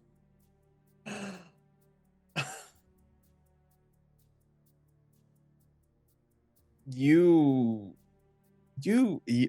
think you are something special, don't you? I am Genghis. I know it's a pretentious ass name. Oh, I've been told that. Well, of course you've been told that. But if I believed everything I've been told. Well, I mean, I was told there's no such thing as vampires. I was told there's no such thing as a werewolf. There's no such thing as any of this supernatural crap. I don't believe everything I'm told. So I'm going to stick with Genghis. You probably were also told that there's no woman who will ever find you attractive, and somebody did, so now you think that we're all attracted to you, right? Well, you know, I may have been strung along a little bit by Destiny, but she got her fun out of it too. We both had fun. I don't care what you and Destiny did. I don't even know Destiny, but I would say that I was more making a commentary on you since you are here in front of us right now. Assuming that both my friend Isabella and I are interested in you somehow. I think you have the wrong idea about us. I will mark you down as the other ball buster. But I do believe this lovely lady here, Isabella, I believe her and I could get along at least. And what makes you think that? There's something about you. Something Man, that you tells do me. have a thing for roses, don't you? Yes, I do, actually. They are quite fun. As long as they don't have a stick up their ass like little prissy Annabelle. You find the ones who are willing to relax and enjoy themselves are a lot of fun. The only There's ones always who a seem to have the passion for life as we do. There's always a stem and there's always thorns. Just keep that in mind. The thorns Even are if you part don't of see the it up fun. front. You don't think the thorns are fun? I am the thorn. And he reaches up and he plays with his nose ring a little. The thorns are real fun. You think this? The pain is part of the pleasure. The pain is part of the experience. If I was afraid of thorns, I would have avoided destiny. I would avoid you and the many others over time. And I fully expect that they all get tired after a while. It is the way. That passion for life burns through them. All of you roses, it burns through. But it is fun. It's excitement. I'm willing to risk it. And he smiles a bit. You want to go on a helicopter ride, Genghis? Been on more than one. No. I mean, if you want to go on one, it's fairly soon. Since you like excitement, I'm just curious. I've been on more than one. I don't fucking care what you've done. You're talking about excitement and pain. I don't get it. I was just wondering if you want to go on a helicopter ride since you want to show me Chicago, but like, what if I showed you Chicago? The Genevieve Schutz way. And the last time I went on a helicopter ride with a ball buster, she threw me out of it. I wasn't going to throw you out of it. You have the wrong idea about me. That ends the fun too soon. Well, Rocky was not pleased at that situation that night. Yeah, I could see that. He gets up and he looks at Jenny. Then he looks over at Isabella and he actually does a half bow, but you could tell it's more of a mocking, stylized bow where he's over dramatic with it. I will see you around. I hope so. And he's looking at Isabella right in your eyes as he does it. He does not break eye contact as he gets up and walks off because Jackie's returning. And Jackie, you see him walking away from the table, and you saw his exaggerated bow. My friends, as she walks by him. He smiles. I am who I am, aren't we all? And he leans in close. She is lovely. Oh, she is. Both of them. And you, of course. Yes, but I scare you, don't I? Yeah. You're a ball buster in a not fun way. Really? I don't know. I haven't had too many complaints. Not my kind of fun. I'm sure you understand. You barely know me. And she just walks off. And you see him go over and he looks at Nero and he shakes his head and he goes and settles in one of the side tables as you return to the table. Mm-hmm. Now turn it back over to you all before we go to break because Jackie will meet with Harry after break. That's fine. Well, one mission accomplished. And she sits down with a drink. Congrats. And more problems have showed up. Oh? I feel like he'll be around more than we probably want him to. Yes, he seems obsessed with, you know. I don't do well with men who don't take no for an answer. No, You that's know okay. this. We can totally kick his ass. He's an anarch. It's free game. Yes. There's positives to this. We It's a can problem- it's only a totally problem when mop they are, the you know. fucking floor with him. long as you all are okay with it. I mean, you did Yes. say you were like him, Jackie. I didn't know if you had plans for him that I was unaware of. The only thing I can potentially use him for is information on Anita, but he is not the only freaking one in the city that I could do that.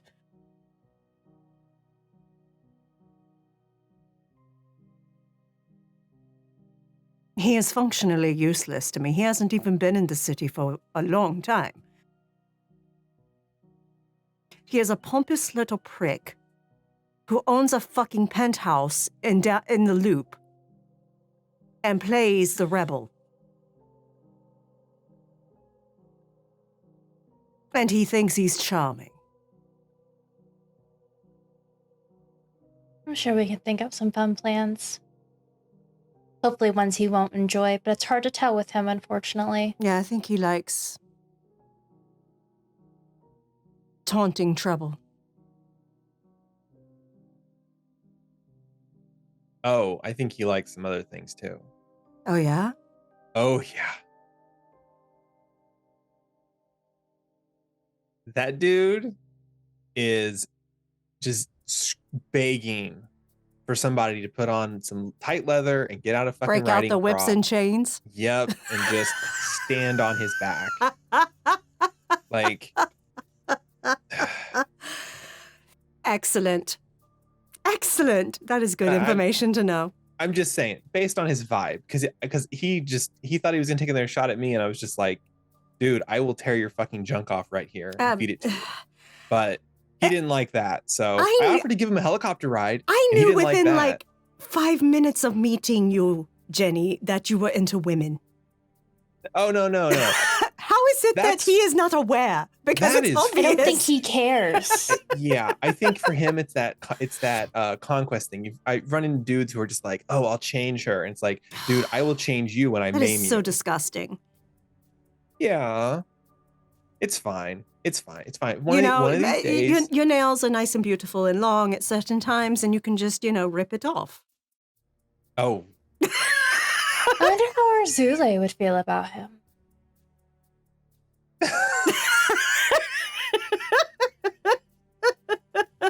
yeah. I was gonna say it'd be real fun. It'd be real bad if he actually went with me somewhere, and I took him somewhere, and he kind of did something he shouldn't do someplace, and then Yeah, that he was a Yeah. chauvinistic pig.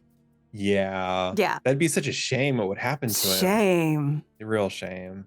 That's okay. I scare the shit out of him. Well,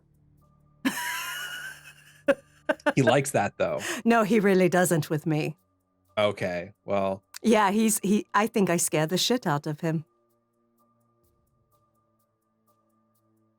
I told him stop harassing my friends, and he was like, looking for a good time. And I'm like, well, And I said, but I think I frighten you. And he was like, well, you're a ballbuster in the not fun way. I'm like, yeah, you're scared. He has never tried with me like that. Never. We should teach him then. As the lady's sitting there, Harry comes out of the back room and he nods over at Jackie. Well, it is time for my meeting. And right here, everybody, is where we're going to go to break. With, well, the lady's got a taste of Genghis. Nicholas got some info from his sire, and Roscoe had a meeting. Of course, Jackie accomplished her mission, but noticed something's off about Mr. Nero. And we will see you in 10 minutes, everyone. Please enjoy the break.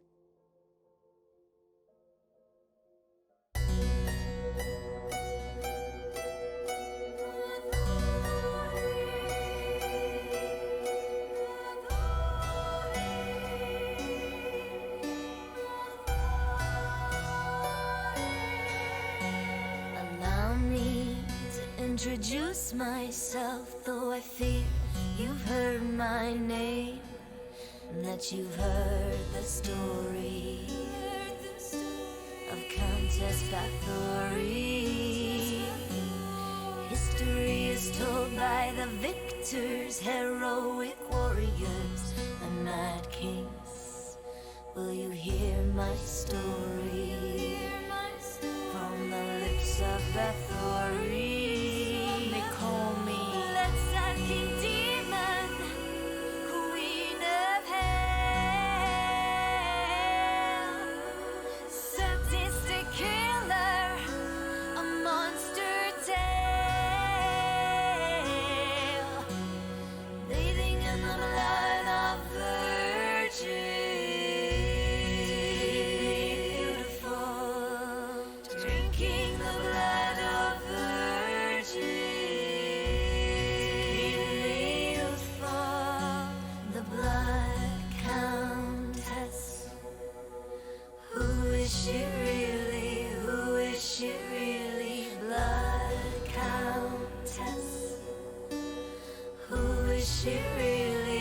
I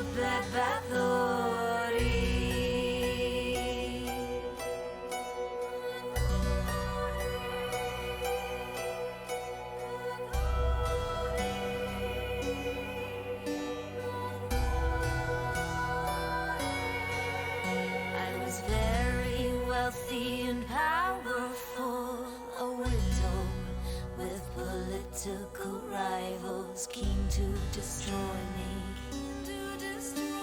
and take my property. My plea was never offered, all my confessors were all tortured, or how they destroyed me for my property. They brick me up, shut me up, shut me up, brick me up, shut me up, and told a story of a bitch called Bathory. Let's sucking demon, queen of hell, sadistic killer, a monster tale, bathing in the blood of virgins, beautiful, drinking the blood of virgins, youthful, the blood countess. Who is she really? Who is she really? Blood countess. Who is she really? Isabella Bathory.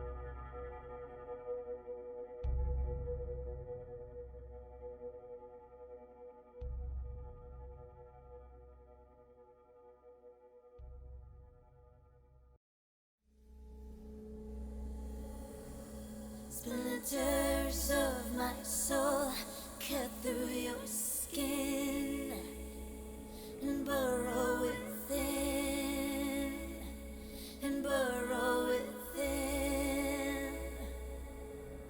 Splinters of my soul cut through your skin and burrow within, and burrow within. Splinters of my soul cut through your skin and burrow within, and burrow within.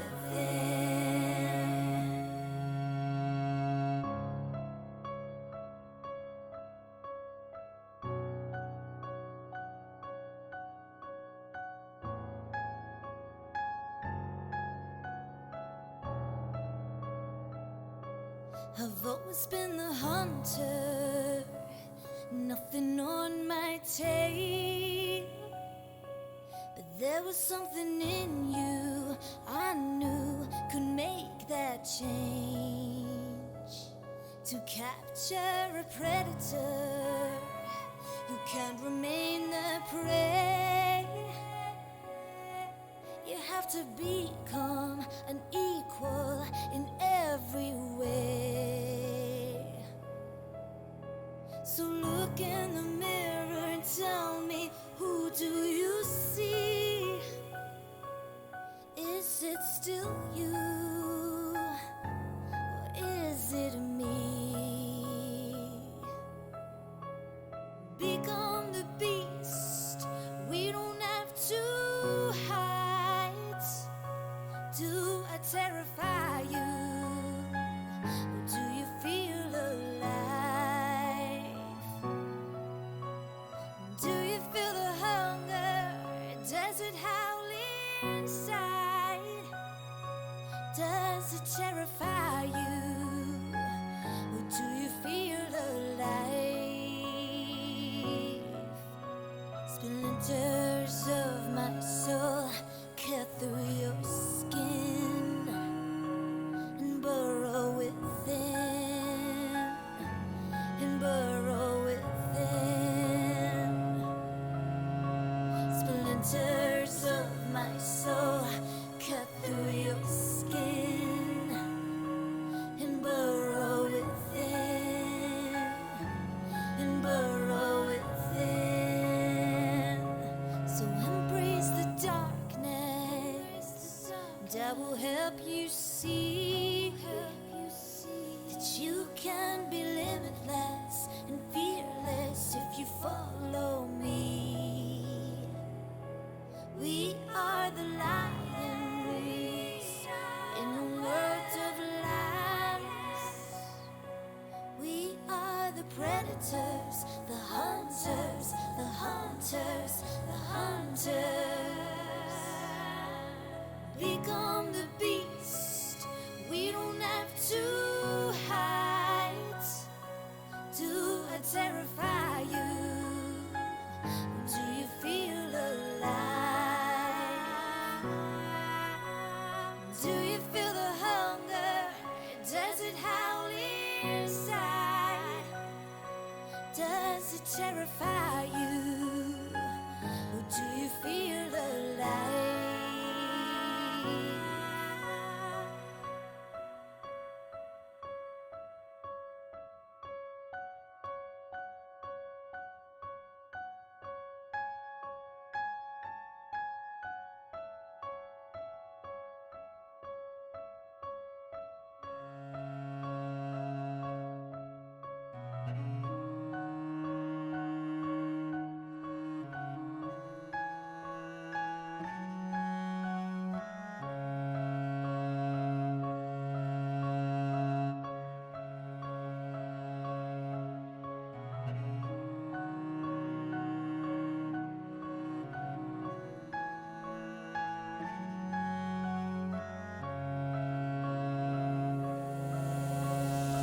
Splinters of my soul cut through your skin and burrow within, and burrow within.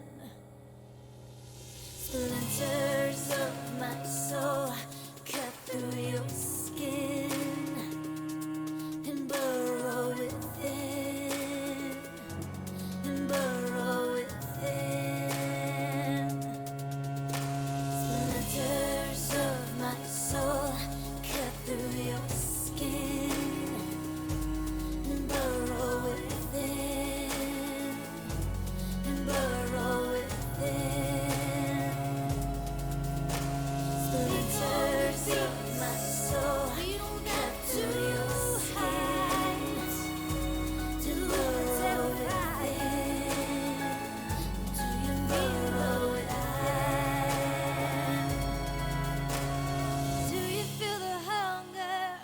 Does it howl inside? Does it terrify you? Or do you feel alive?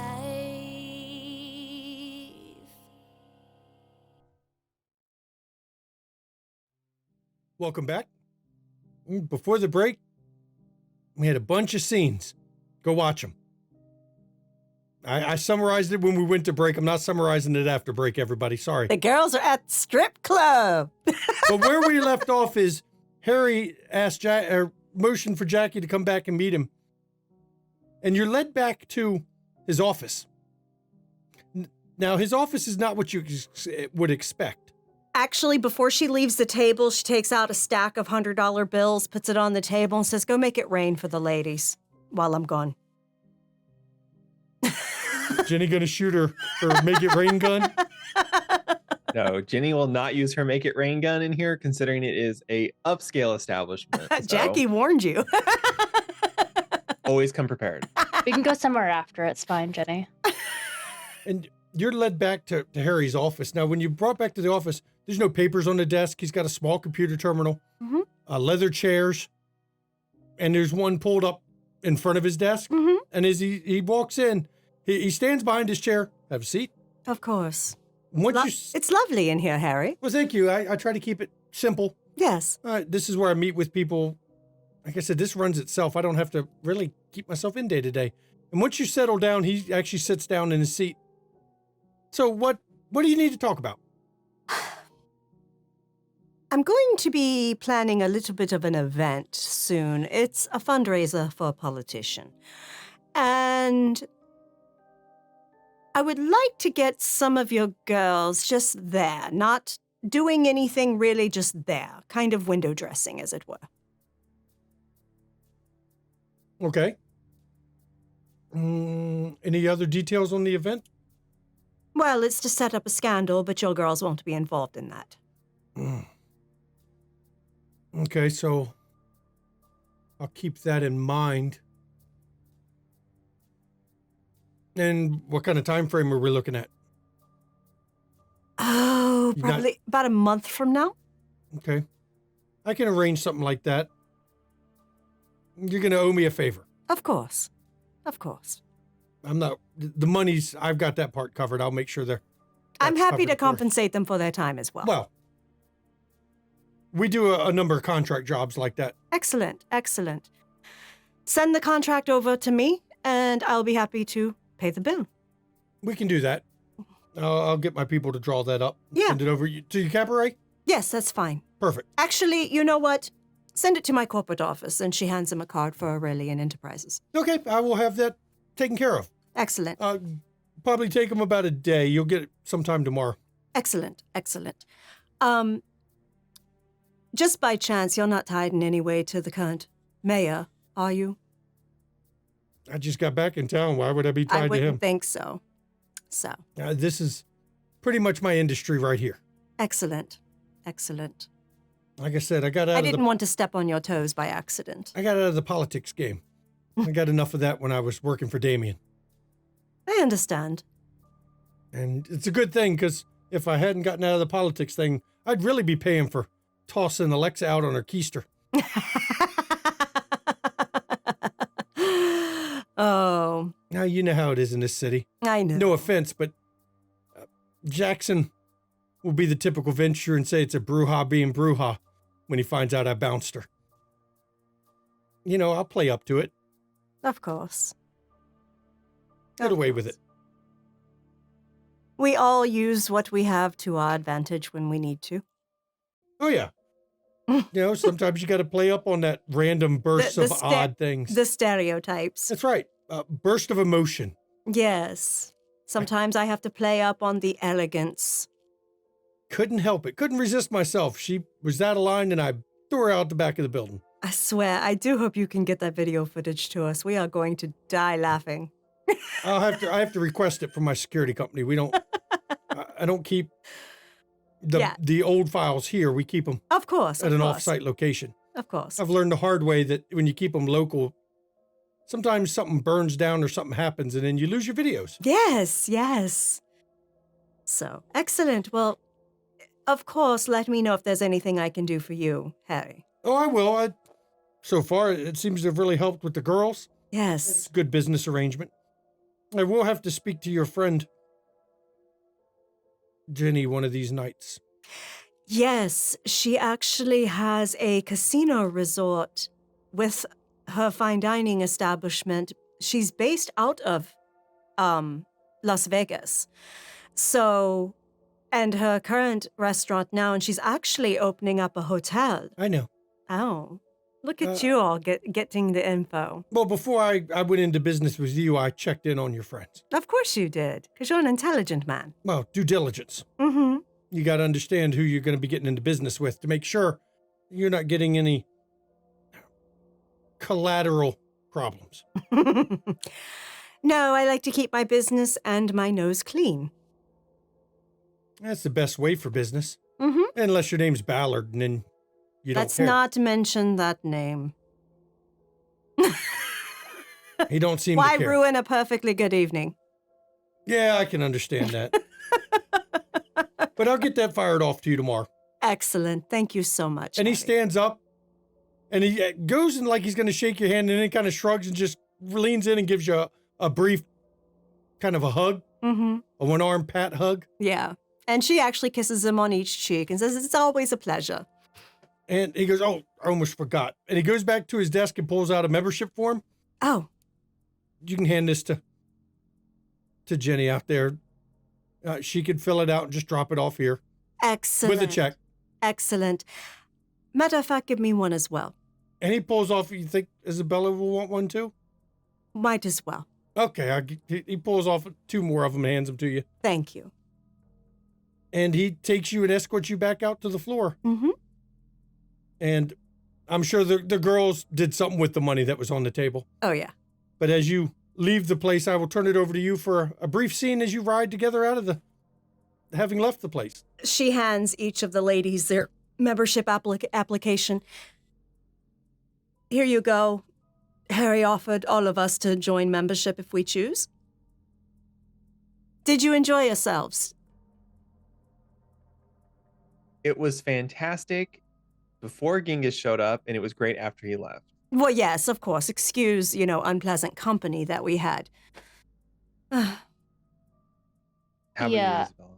Aside from him, but I will say if he's a regular there, I don't think I That's okay. You don't have want to to. become a member. You can throw it out. I will be becoming a member there to check in from time to time on the girls that I train at my facility and to do business on occasion with Harry. So, I'm becoming a member because I like to window shop. So he did say he wanted to speak with you because he was aware of your hotel. oh, okay, cool. Yeah. Cool. So he's definitely interested in probably negotiating a deal with you. Yeah. And one thing I wanted to mention, I forgot it the last time we met as a group, Jenny. Evan's assignment here Yes. with the building that we went in down in the medical district and stuff. When Nicholas and I were coming back from Primogen, when we were going to Primogen Stewart, I went and picked Nicholas up from his funeral home down in the medical district. And we passed by that building, and of course there were, at least I presume, human gods there, but also I saw, and he saw as well, what looked like spirits that were tethered to the building. But Nicholas said that tether, it's like a silver tether, is similar to like astral projection. So likely the people that those spirits belong to are in the building, possibly alive, and their spirits are mulling about without them, but tethered. Okay. They were also guarding, and there was a significant number of them, more than half a dozen. Okay. I will I'll pass the information on to Evan. So I I'll have to speak with Nicholas, but I'm going to speak to Evan before I speak to Nicholas. So I'll pass what I have on. So he Yeah. knows, so. I mean, considering most would not be able to see them, know they're there, that's one Yeah. hell of a incognito armament. True. It's not surprising, Yeah. I guess, considering the weirdness that was that place the first time. Yeah. So just wanted to make you aware of that so you could report it to him. No, I appreciate the information. Thank you. Mm-hmm. So as you head off into the night, we're flashing over to Nicholas, who is over at Sylvester Steakhouse, aren't you? Indeed. Down in the basement. And I'm going to assume you turn on Oblivion Sight to see if he's in attendance tonight. Yeah, as soon as I get to, like, outside of eyesight of anybody upstairs, he'll throw it on. And down in the basement of it, once again, actually Sylvester is in there tonight. He's not wearing a breastplate or anything. He's in a suit. Almost looks like a gangster suit, but it's not quite. But it's from that same era. And he's leaning up against the wall just looking at you. Good evening. Did you bring a ring or anything? I know where the ring is, and I'm in the process of securing it. I'm waiting on a chaperone for a trip, but it shouldn't be too much longer before the ring gets to your friend.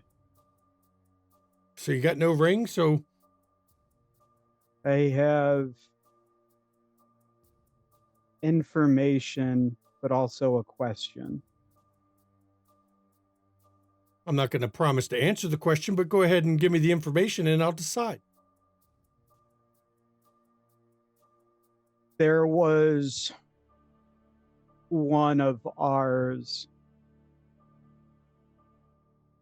Let me backtrack.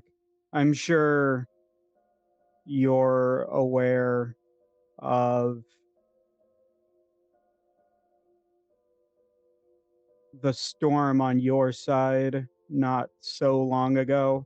Oh, yeah. It was a maelstrom. Yeah.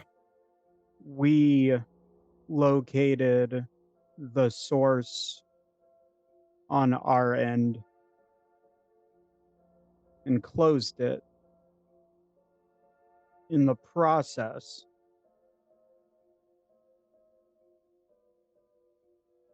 one of our kind was pulled through by a beast made of darkness. Okay, well, describe this beast. Wolf-like.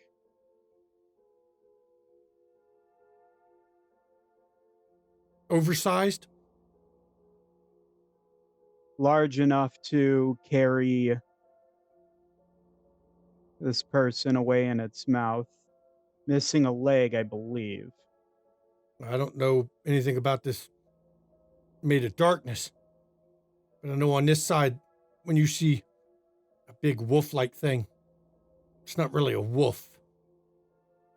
It's an amalgam of things in appearance. It's a Barguest. Hellhound. It is a spirit who's been changed into something else. They are normally used as guard animals. They serve a specific master. My understanding is your kind does not appreciate ours being on that side, so to pull it through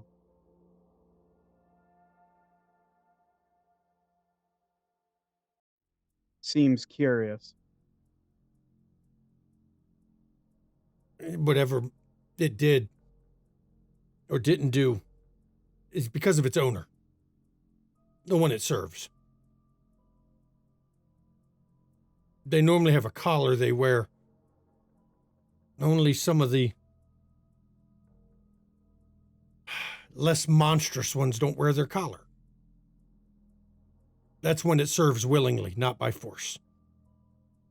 Did the one we saw, did it have a collar? You didn't see anything that resembled a collar at all. Okay.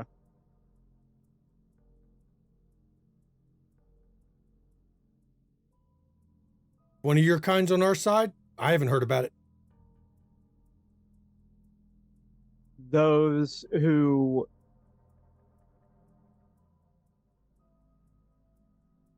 consider themselves masters of these Barguests, are they answerable? Are they registered or answerable to anyone? There used to be a time when, if you saw a Barguest, it meant the individuals with it worked for the government of our side. And then the sixth maelstrom hit. And when it hit, most of that fell apart. Now you have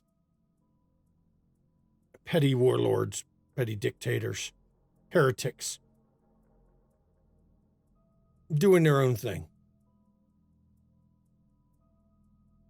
All scrambling for a piece of something. So then it's possible someone on your side felt they had use of her and retrieved her. Well, that or target of opportunity, chance to bring something back. I mean, if you managed to close it and it was there, must have been a guard. And I'd imagine whoever was in charge wouldn't want to find out its guard failed. So it brought back a gift. So it wasn't guarding the hole to keep things from crossing, but it was guarding the hole to keep it open. Either one, who knows? I mean, if it's a tear, you can use a tear for certain things you wouldn't be able to use otherwise. Interesting. You might put a guard on it so that only certain individuals can use it. It's resources. Keep control as many as you can. Creating a funnel.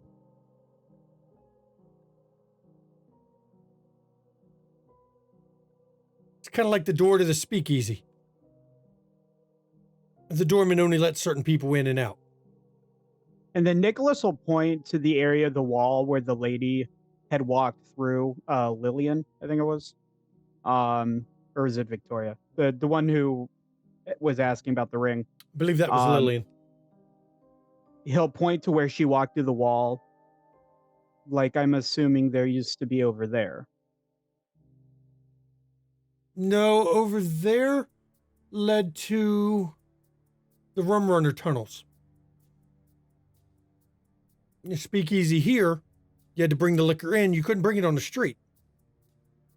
So you brought it in through there. Don't you know half the city under it had tunnels for that? Supposedly, most of them were closed. Well, of course they were. But closed or not, a memory remains. And all we need is the memory.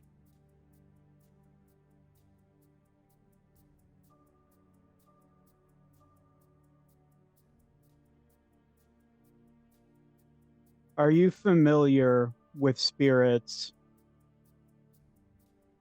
that call themselves avenging angels? Bunch of fucking heretics. You getting tied up with them? Not by choice. Well, then you're fucked, son.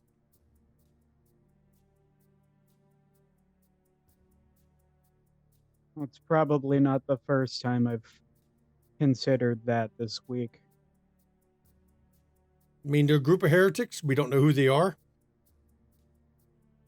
They're good at disguising and hiding amongst everyone else. I have a suspicion I at least know what this particular group were after. No. And I can't say I necessarily blame them on this regard. What they do on your side is beyond me. See, when I say heretic, it means they don't follow any of the rules on our side. They don't feel they're bound by a set of guidelines we operate under.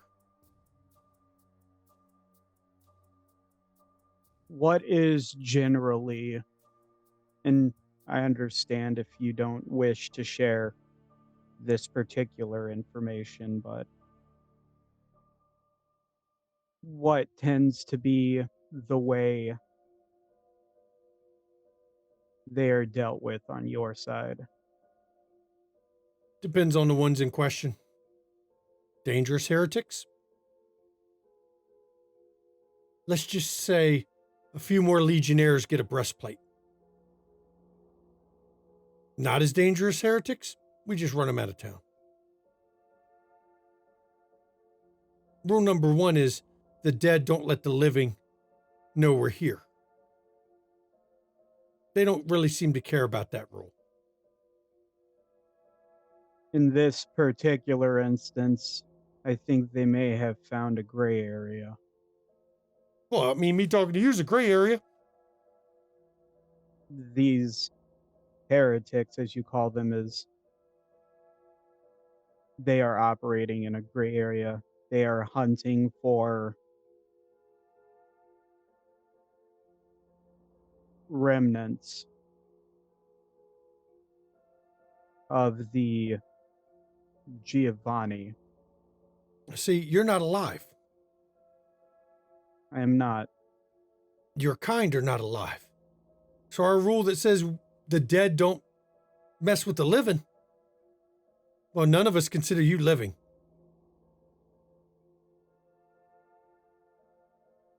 That makes you fair game.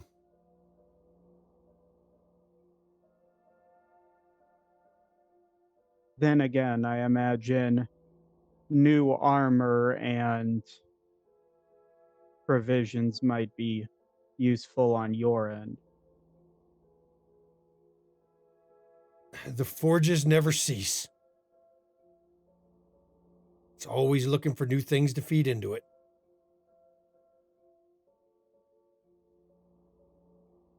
If I were to locate some of them, would you have any interest in knowing their location? If you can find them, sure. Problem is, one ghost is just like another, right? Hell, even on our side, we can't tell who's who.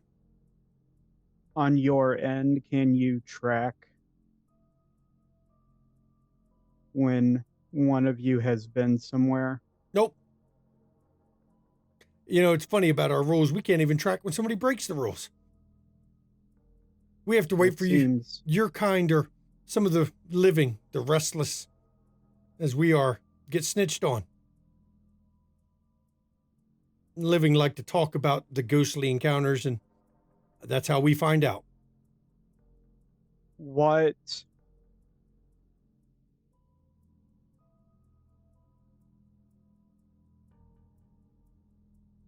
seeing as they operate outside of your rules and are generally, it seems, frowned upon, what happens if they are handled in other means?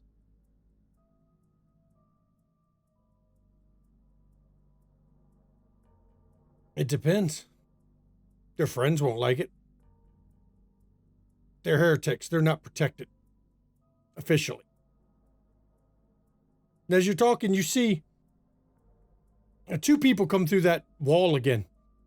Both of them are men wearing breastplates and in armor. And he looks over at him. Now, we're going to have to cut this short. Understood. I got duty to attend to.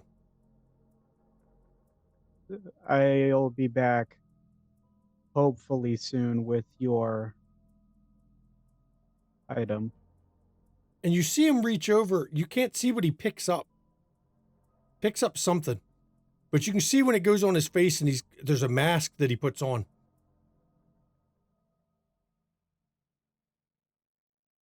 Is it similar how the like harbingers have masks that hide what they are, or is it similar to like a armor? It appears to be a very stylized mask that would instantly be recognizable even from a silhouette of it. Okay. Very intricate. It has, horns coming off the top and spikes. And you can actually see what looks to be a tuft of almost kind of like a centurion's hair at the top, where you see the little horsehair mohawk to it as he puts it on. We'll be seeing each other again shortly, I hope. Yeah. Not without that ring. Understood. And as he goes to leave through the opening, you see the two guys that came in behind him in armor, they fall into lockstep behind him. And then as long as Nicholas sees them, he'll back out of the room and then drop Oblivion Sight and leave. Okay. And now we're flashing over. Jackie has dropped off Jenny and Isabella, and Jenny and Evan are riding, I assume, to your new hotel. Or is that where you're staying this night, or are you still staying somewhere else? No, he's taking me to the hotel, so. As Evan is driving. So, Evan, lucky for you, I got some information. Okay, for what kind of your, information? Well, it's your Fiorenza special mission. And he gets real serious. What you got? So, according to Jackie, the Pentex building in the medical district is guarded or being watched by spirits, but they aren't necessarily spirits. They are, what was it she said? They had silver like rope strand thing connecting them to the building. And apparently Nicholas had told her that was a sign that they were potentially some form of astral projection, which means they have people who are, air quotations, alive in there controlling these spirit things. It's called pigment. What? It's called pigment. Pigment? It's a drug. Okay. Causes hallucinations. But they're not hallucinations. But it causes them to see spirits. My understanding is a certain susceptible subset of people see more than that. And the ones that see more than that can be trained and used. Okay. Well, apparently they have a half dozen or so that are trained and used. So that's what they're doing with that building. The real purpose of it. the building, I assume they were doing something else there. I don't know, but That would be what the building's for. it's literally just to find people who can No. use this drug. And Fiorenza got tipped onto it because of some corporate espionage that she couldn't explain. She's not big on things she can't understand how it happened. People were able to get knowledge out of a boardroom they shouldn't have. That's what led her to start looking into this. That building would probably be where they're getting this where they're gathering the information at. Use their agents. Spy on boardroom meetings, spy on internal conversations. You'd be amazed how much money, how much power and secrets you can accumulate that way. Okay. Well, unfortunately, I'm not gonna be able to necessarily ask Nicholas tonight, but I'll touch base with him, see if he knows anything else. Since Jackie was just relaying information, he may not have told her everything. So, but I'll make sure to let you know, since you're, Your friend Roscoe does those ritual things, right? various ones, yes. Tell him learn how to ward spirits if you want to keep your secrets, if they're doing that in this town. I will pass that information along to him. I know that's what Fiorenza had to end up doing. She systematically protected her boardroom. She got tired of one too many deals. Her being undermined. She don't like having a deal torpedoed out from under her. She gets upset. I mean, nobody wants to do all the legwork and then fail at the finish line. So She likes only her to be the insider information, no one else. Yeah, I'm Fair honest enough, about her. fair That's enough. what she likes about me is I don't pull punches with her. Well, besides the nitty gritty of the scary pigment building, um, I was kind of curious how you feel about Tasha. She's capable. She's not what she appears. I got to say that. Yeah, I saw that firsthand. It's just a feeling I get from her. Oh, yeah, I'm not 100% sure. I just when Roscoe and I paid a visit to an acquaintance of Lamar's, she was brutal with him. She kicked his fucking ribs in. So That's. I get the impression that she's had a rough childhood. yeah, based on some of the things she'd said, that tracks. She's not the good girl that her life is at now. I think she's done some hard things and some bad things in her past that Well, made her who she is. haven't we all though? I know. It makes her a survivor. Yeah. Well, I don't know. I was just curious if you was this any read you had on her, as it were, because yeah, I appreciated her willingness to get rough with Pastor, and yeah, I don't know. It's been a while since I don't know, interacted with somebody who made me say, you know what, they might be on the level of what I'm looking for if I ever decided to have a child, but that's a conversation for down the road. I just need to know if I need to start working with Tasha more, since right now she's been kind of, I don't want to say hands off, but I'm letting her do her own thing, sort of. She's got a bit of a temper, but I don't know if that's her or the blood. Ooh. But either way, look, I had a bit of a temper too one time. You learn to control it or it controls you. Yeah.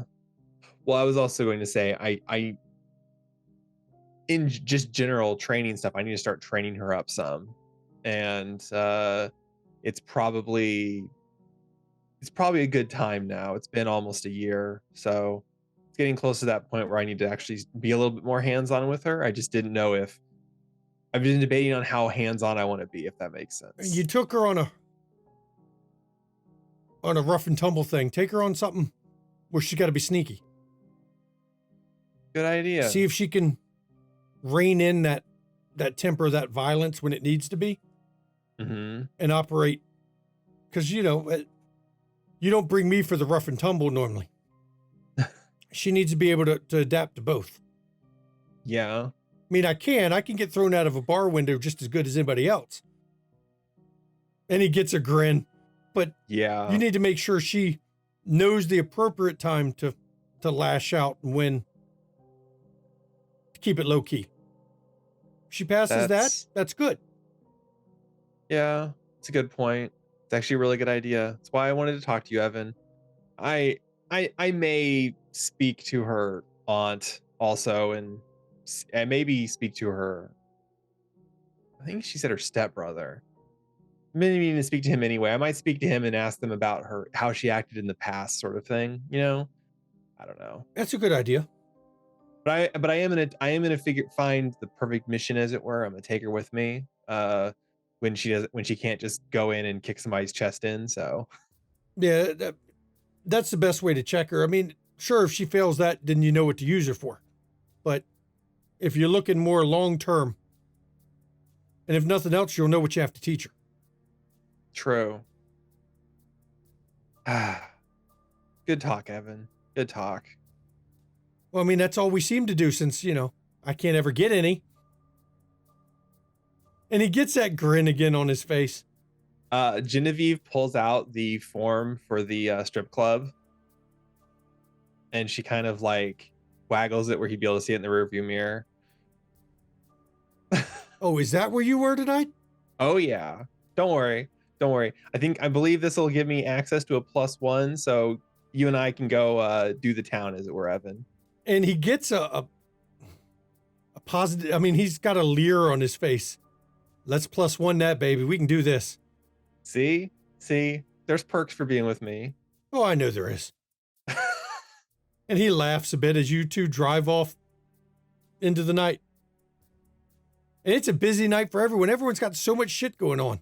Because Roscoe, after you left talking with Shrek, you had somebody you wanted to go speak to immediately. That's right. Try to see if I can arrange a quick tag up with Tracy. You send her a text? Yes. Mm-hmm. She responds back, my park, normal place. Okay, see you soon. And when you head out there, once again, she's watching Chinatown. Anything ever happen over there? Sometimes.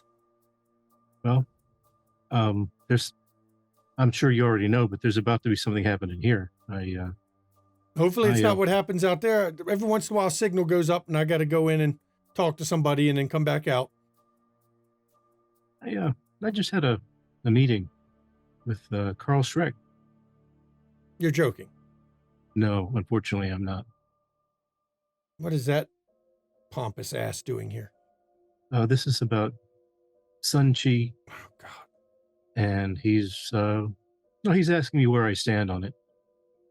And, well, I mean, I stand with Sun Chi. He's much less of a douche than Victor is, though. I have to admit that. He is a much better conversationalist.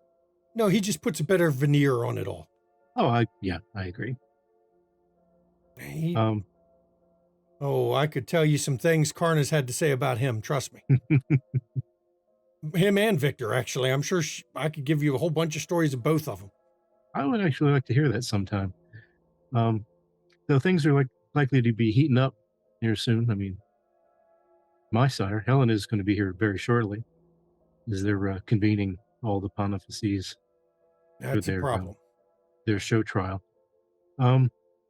He mentioned he said that Carfax was somewhere close by. I mean, he could have been at the meeting tonight. And you see, she gets a hard glint in her eye. He's here. He said he was in town. He was close enough to have been at the meeting if he had wanted to be. So, and there was one thing after the meeting with Carl. I was leaving and I noticed there's a guy watching me when I came out. Kind of distinctive guy who just saw me, nodded. Obviously, he was watching me, and he got back in his limo and drove off. He's a bald guy wearing these round spectacles, kind of unforgettable face. I was going to try to look him up, but he seemed like to be some kind of player. I don't have much to say on him. I can tell you his name, and that's it. Who is it? His name is Strauss. I only know him by reputation. And that reputation is he is a megalomaniac bastard. Okay. You notice a pattern. I do. About what it takes to climb anywhere in the Tremere Pyramid and why Karna had the opinion she did. Well, I'm agreeing with it more and more. Carl wanted to know where I stood, and I told him that I just can't agree with them. I mean, I know that they're going to do what they have to do, but I don't agree, and that apparently that may earn me a cell next to Sun Chi. You be careful with those. I'm not trying to be, but I'm not going to compromise. With them in town, fuck watching this thing. I've got to go talk to Franklin. Now, I did mention something else to him. You should probably know. He kept talking about the neonate Portia who's in the chantry. Because he's concerned that the chantry's not being operated as it should be, and he's had questions about Abraham. But I let him know who Portia's real identity. Does anyone in this fucking city not know who she is? Apparently he didn't, or he was just not letting on that he knew. Sir, it's the worst kept fucking secret in this damn city. Yet nobody does anything. No. Yeah, I've I figured it was. got to talk to Franklin. I need to take out some insurance. Okay.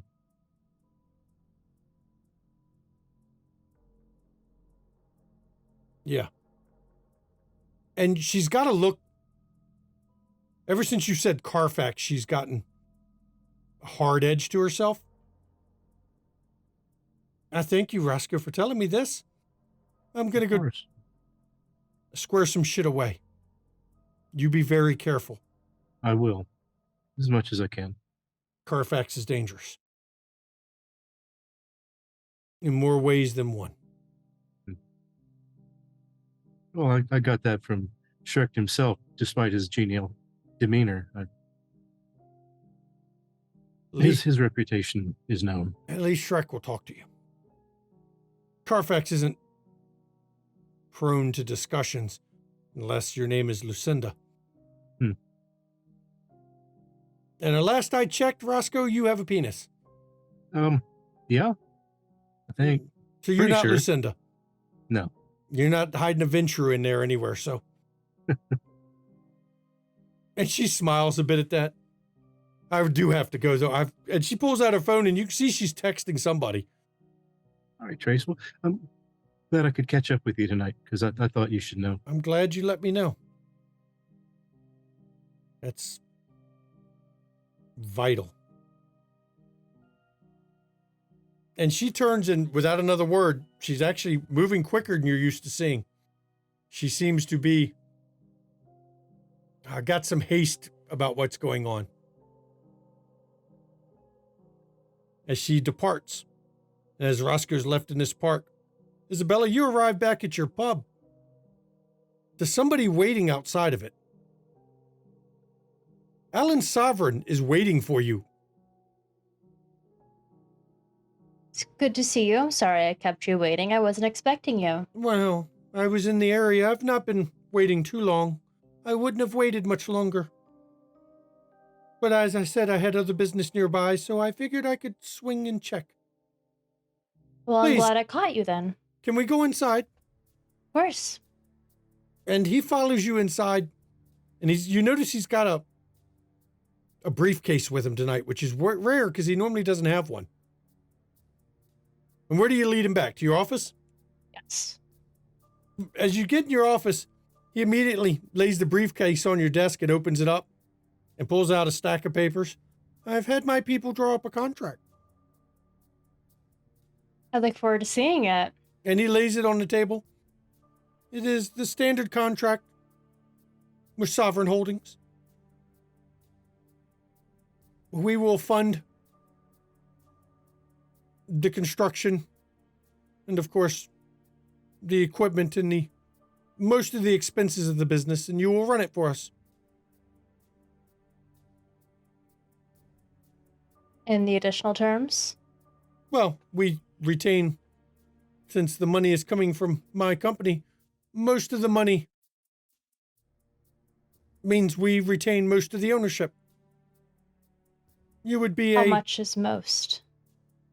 Well, you would be a 20% stakeholder and would become one of my senior managers in Sovereign Holdings.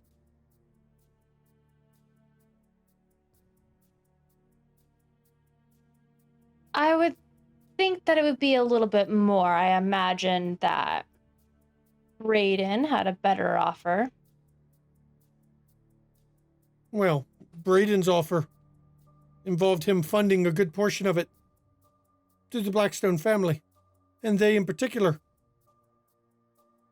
had contacts that were at my disposal, you see.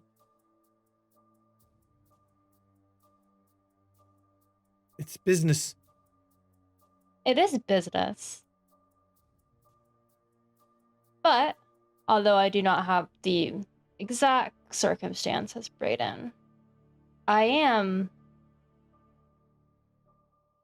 in a sense, helping you out with this. I'm doing you a favor. I don't need this. Well, of course. So it would need to be worth my time. Of course, you don't need this, and you would be helping me. But I don't see that the risk shifts any more to you than it is on me, you see. All the risk of whether this kind of nightclub would even succeed or not is on my back, not yours. And your financial back, but it's my reputation as being the one who directly owns it. Or is the face of it, I should say. Yes, you would be the face. And the impact to Sovereign Holdings should it fail is also significant. You see? The Should risk it is fail? on my end. It's On both. It's an untried Different types business. of risk. I would be willing to increase your stake.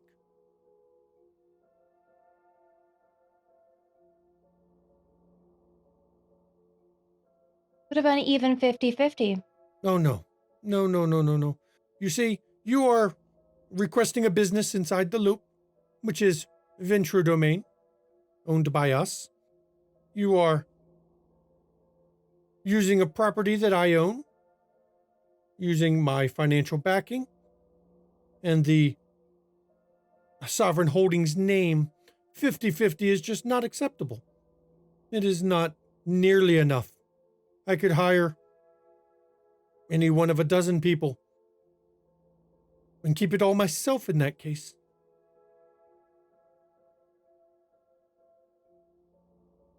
Yeah, I'm sure you're aware that another coterie member of mine has a business in the loop who has not been true.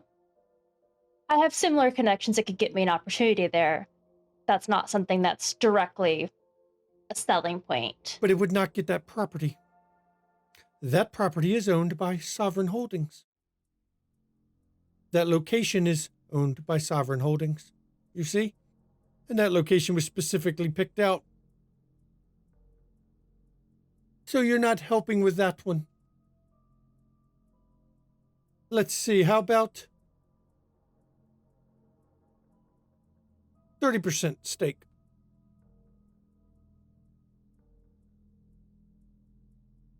I think you're undervaluing the experience that I would bring to this. I'm unsure of what Brayden's background is. Aside from his connections that he had, which have similar, granted not the same, but there's quite a bit of overlap in the way that this place is run, how a full club will be run. He had significant other uses than just the business. The business was part of our arrangement, but not all of it. And you see, that is where his value was. But even he was not going to be a majority holder of that I'm not particular asking business. for majority. As I said, I will go 30%. We'll split the difference. How about 40? Hmm.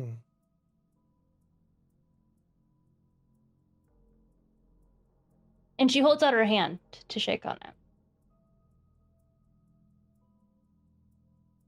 I will go 30 and a boon. Or sorry, 40 and a boon. You owe me one boon.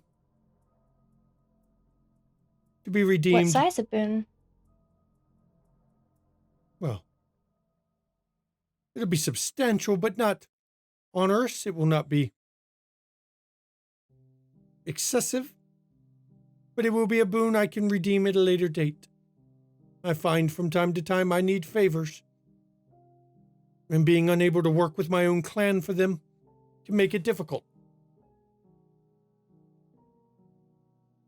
I'll take that. Good. And he puts the papers back in his briefcase. I will have my people drop off a new contract tomorrow. A pleasure working with you. I'm glad to be partners in this. I am glad we could reach an arrangement, and I do look forward to doing business with you, Miss Caputo. Is there anything else I can help you with? Oh, no. I have other business tonight. As I said, I was about to leave anyway. I have other stops. Well, I hope it goes well then. Money does not make itself. You always have to hustle it, at least in real estate. A lot of forms of business.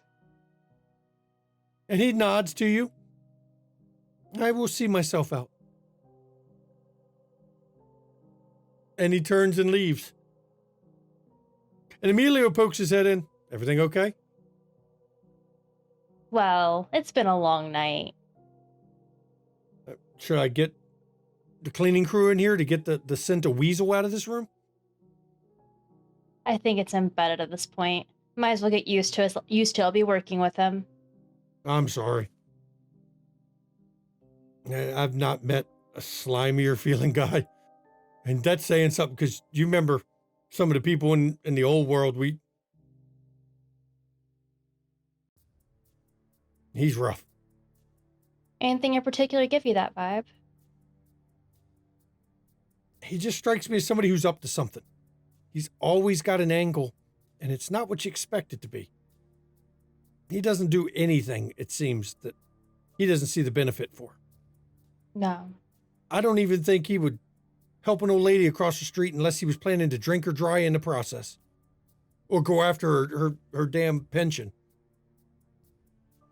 Get something out of it for sure. Yeah. I mean, I think if he came across somebody whose face was on fire, he'd ask him for $10 to put it out. In a sense, he's predictable in that way, at least. He is. Now, the hard part's always figuring out what they're up to, isn't it? Oh, well, it's getting late. We had a good take tonight, though. Glad. I only had to throw out one or two people. Trying to deal on our spot. You know what? You know, one was weed, one was coke. Yeah, you know. Oh, I kept them. They're in the top desk drawer. He points at your desk. You can, give it to one of your favorites or something to give you that taste if you need it, but I'd put it there. I appreciate it. You're always looking out for me. Well, we don't like that to set the reputation. Plus, you know my rule. If anyone's going to deal in this place, it'll be us. We're not going to deal with the middleman. We want to take all the money, not part. Wholeheartedly agree. And he smiles at you.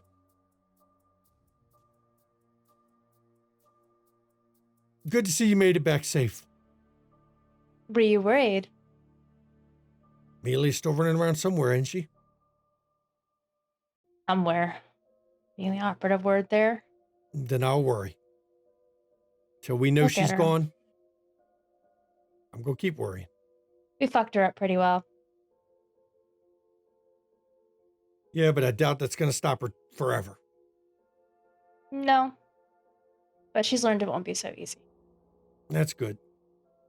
She'll Hopefully be more careful. it'll piss her off and she makes a mistake. We'll see. I'm going to go lock up, make sure all the security's set for the night. Thank you. And he turns and leaves you as you sit in your office with a couple bags of coke and a couple, baggies of weed in the top of your desk. And now we flash over to what is the final scene is Jackie and Etienne return to her haven. Ma'am, it's getting close to morning. Yes. Settling in for the night? Yes. Nowhere else to be. I'll let Peter know he's got day guard today. Okay. Are you all right? Yeah, just tired. Just that what I've been told about that Amelia thing has bothered me. We haven't gone toe-to-toe with a Lasombra in a long time. Last one that we got close to, he took out Nolan. So I'm not taking it lightly. And then we got Andre problems starting too. Your security is what matters. Do I need to get more? I'll be fair, it wouldn't hurt to double it. I can do that. I mean, I'm good, No, but you might want to you bring... are spectacular. You say so, ma'am. And he grins a little bit. We might want to contract private bodyguards to at least some of your more public places you go. I can do that. Let's be honest about all this. If Jackson can roll around with 12, 13 people, you can roll around 4 or 5. Shit. Why stop there? He may be prince, but within the clan, I outrank him. Yeah. But given the situation, it wouldn't hurt to get some private bodyguards. Sure, it wouldn't stop her, but the idea is just to slow her down. I have a sneaking suspicion. She may be a little bit leery of me after what I did to her. Do you think that makes her less dangerous or more dangerous? The cornered rat or the dog you've beaten one too many times. Sometimes it reacts aggressively. She may. But I've been preparing ever since Nolan fell. So have I. Because I will one day have Tally.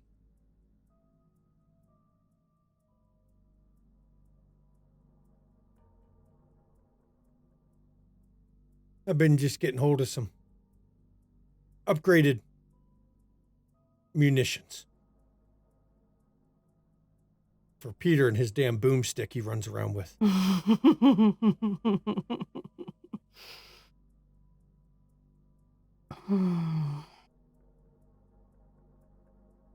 Speaking of Andre, have you heard anything? Yeah, and I don't like it. Well, don't hide it from me. I need to know what I'm working with. In the time since we've been out of Europe, he has expanded his influence. Really? He has wormed his way into several courts. He has built a network of spies and informants that most of the connected go to him to get the info from. His backlog of favors he's owed is significant. Impressive, for sure.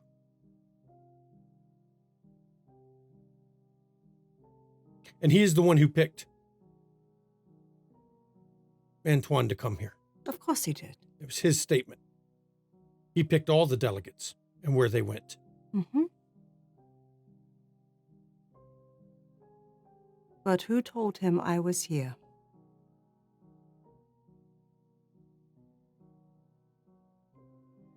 You never met his sire, did you? No.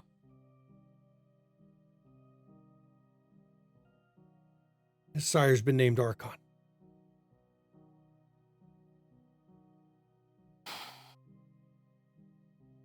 For the Nosferatu Justicar. And who told him? You know how that worked. I know. But don't think if I ever find out that I won't fucking end them. Well, killing a Archon is not well received.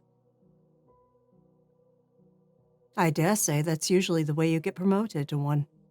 Well, they either get promoted or smoked for it. But they got to prove you did it first. Exactly. I'm very good about keeping my tracks clean. But he's not one we can just brush aside. No. What's important to him? His child. Antoine has been his favorite since Embrace. Hmm. Now, you and I both know why. Of course. It was a combination. Revenge and his obsession with me, and Henri was the piece of me that he could have. Yep. Can't have you, so he takes the next best thing. Exactly.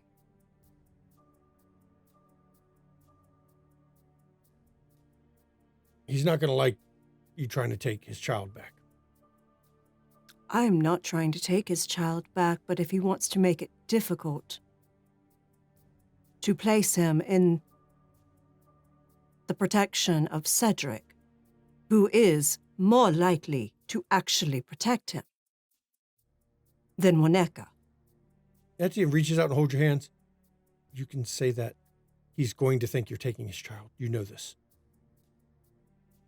He was never able to control his emotions, even before he got older. And you know, ethics were not big on his list. You know he's a bigger monster now than he ever was.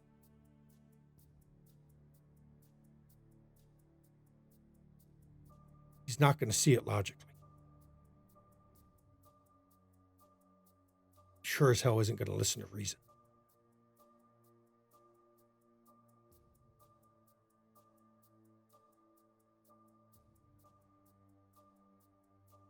On the plus side, I don't think he's going to try anything here either. Why do you say that? Because if he fucks up and breaks the traditions here, his own sire's going to have to hunt him down. You know Jackson won't tolerate a European Nos coming and killing a Ventru. Especially his one city. that has his favor. You know Jackson would blood hunt him in an instant. When Neka and Cedric couldn't protect him. Nope. He's not dumb enough to try that. But it doesn't mean he's not a problem. What do I do, Etienne? We dig in. Prepare for a long fight. Kind of fight we're used to. I figured as much. Skirmishes. Interests. Reputation and status. I do have an ace in the hole with his not fulfilling prestation with the deal that my sire brokered with him. That'll give you some gains from some in the city. Mm-hmm. Others you'll find probably Won't care. won't care because they'll feel it was that deal ended when he died. Yes, but Andre he brought broke him it back. before he died. Yeah. You know how some of these around here I know. knew kindred. And there'll be more than one that don't care just because. He's Nos and I'm Ventru. Exactly. I know. God damn it. Politics is the way. It's always been the way. No, I know. Well, hopefully he doesn't plan to be here forever. That's why we prepare for a fight. He's smart. He knows how to get his intelligence gathered up, but he's got obligations back home. Can't stay forever. He can't stay forever. Swear him down and run him out of town. Mm-hmm. How are you holding up? I said I'm tired. It's different. Do you wish for me to reinstate it? No. I'm tired by choice now. I've always been tired. I've always pushed myself. I've always missed sleep. I know you have. But now it's by choice. Big difference.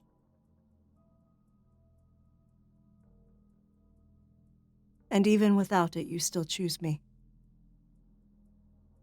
It's It's odd I didn't, after over a century of being under a bond, I didn't realize how much it permeated everything. But I'm still here. I still choose where I am.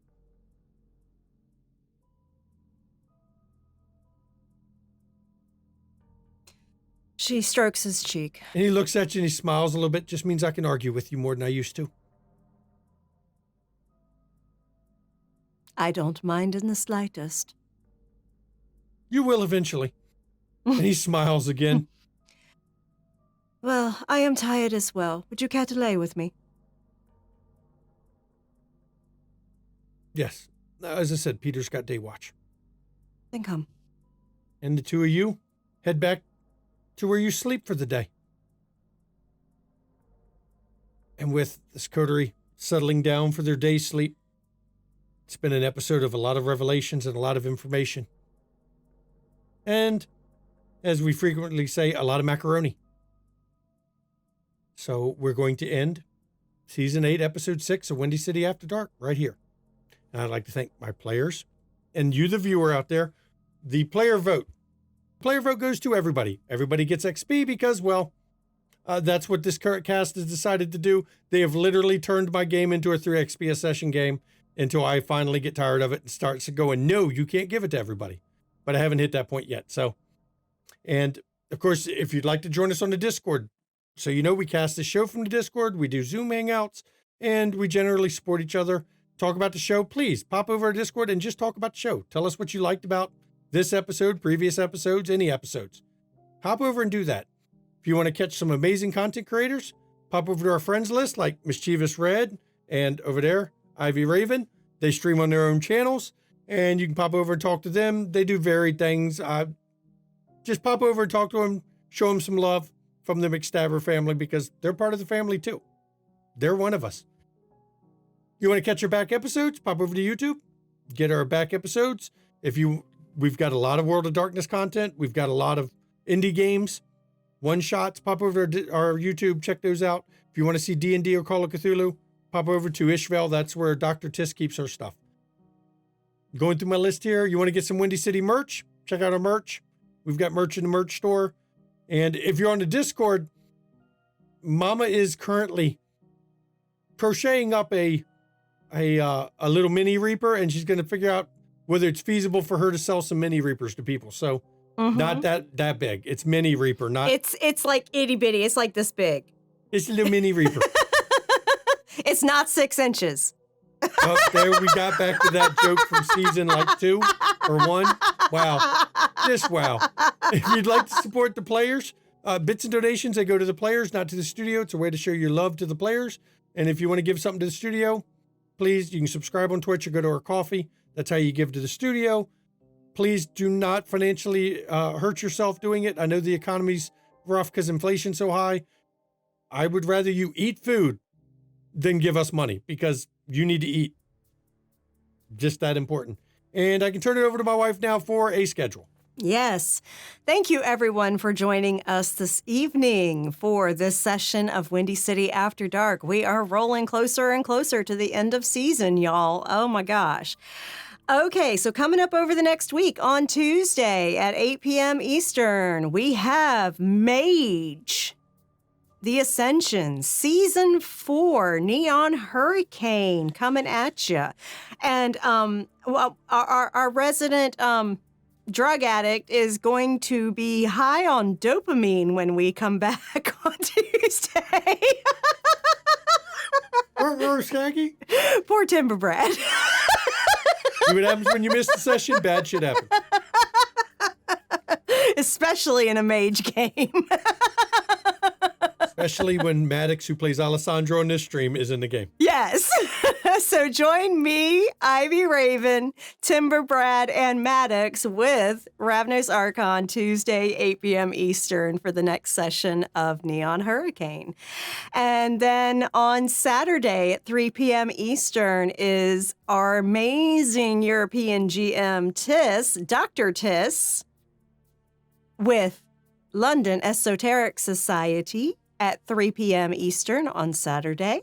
That is Call of Cthulhu 7E, set in Victorian London, and those investigators are doing all the stuff they shouldn't. They are reading the books that need to be burned. They are summoning elder beings that should not be summoned. They are doing all the bad shit that's going to drive them thoroughly insane and luckless. Join them Saturday for that romp through Victorian London.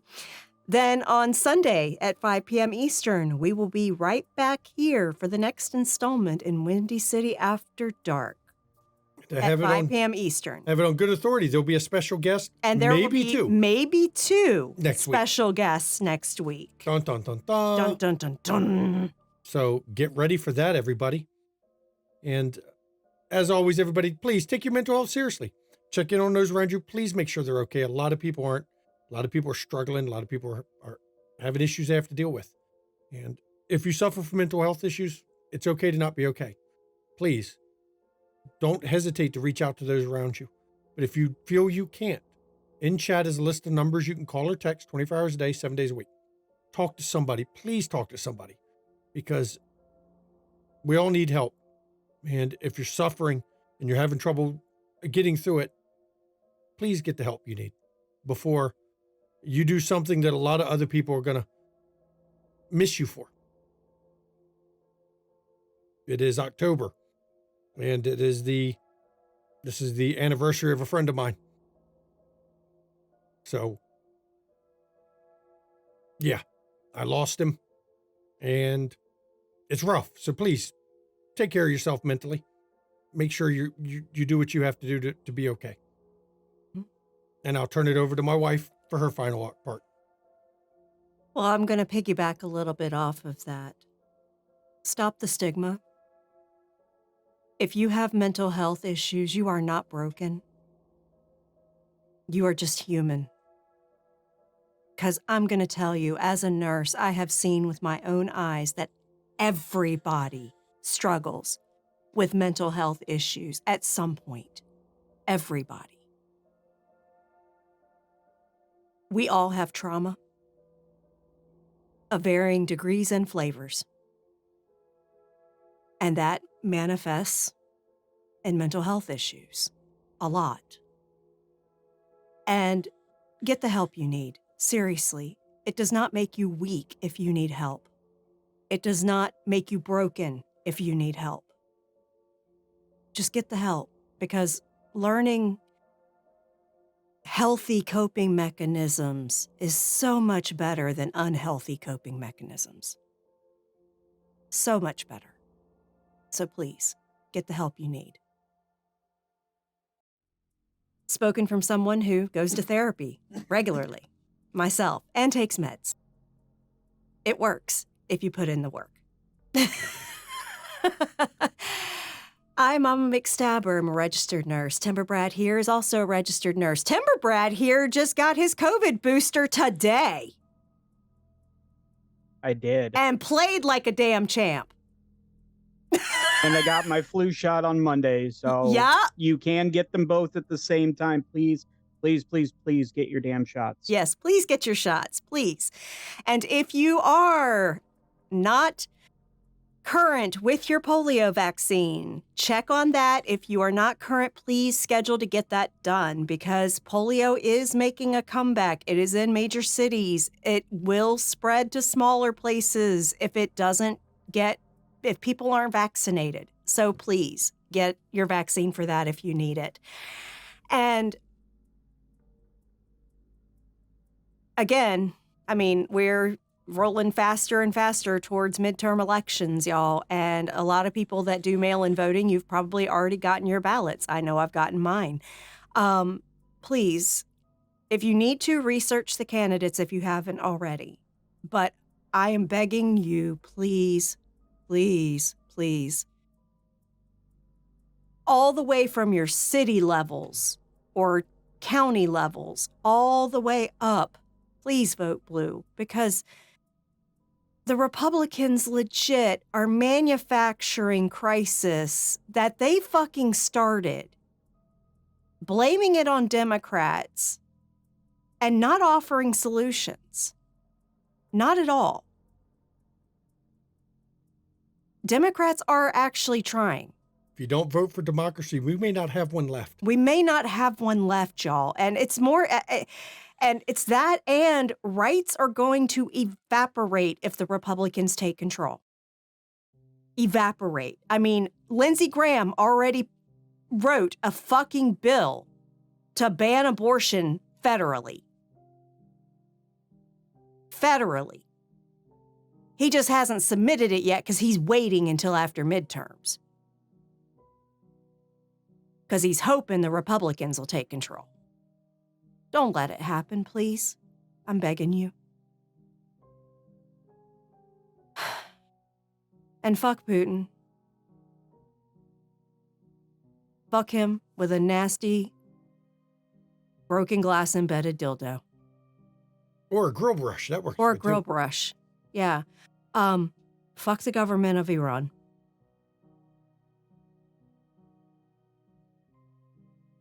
And fuck DeSantis. Fucking human trafficker. And then begging for fucking handouts from the feds for his damn disaster relief. Hypocrite. And please, please, be kind to people. Don't manipulate, use, and abuse them. Don't be a Jameson Stone or Satine Phoenix. Don't be a narcissist. If you don't have those tendencies, don't develop those tendencies, because once you have them, you can almost never get rid of them. So please, just be good to one another. As Bill and Ted would say, be good to each other. Be good to each other. Said with love. Yep. And from the storyteller's seat of this amazing cast of players, I thank you all for coming. Good night, everybody.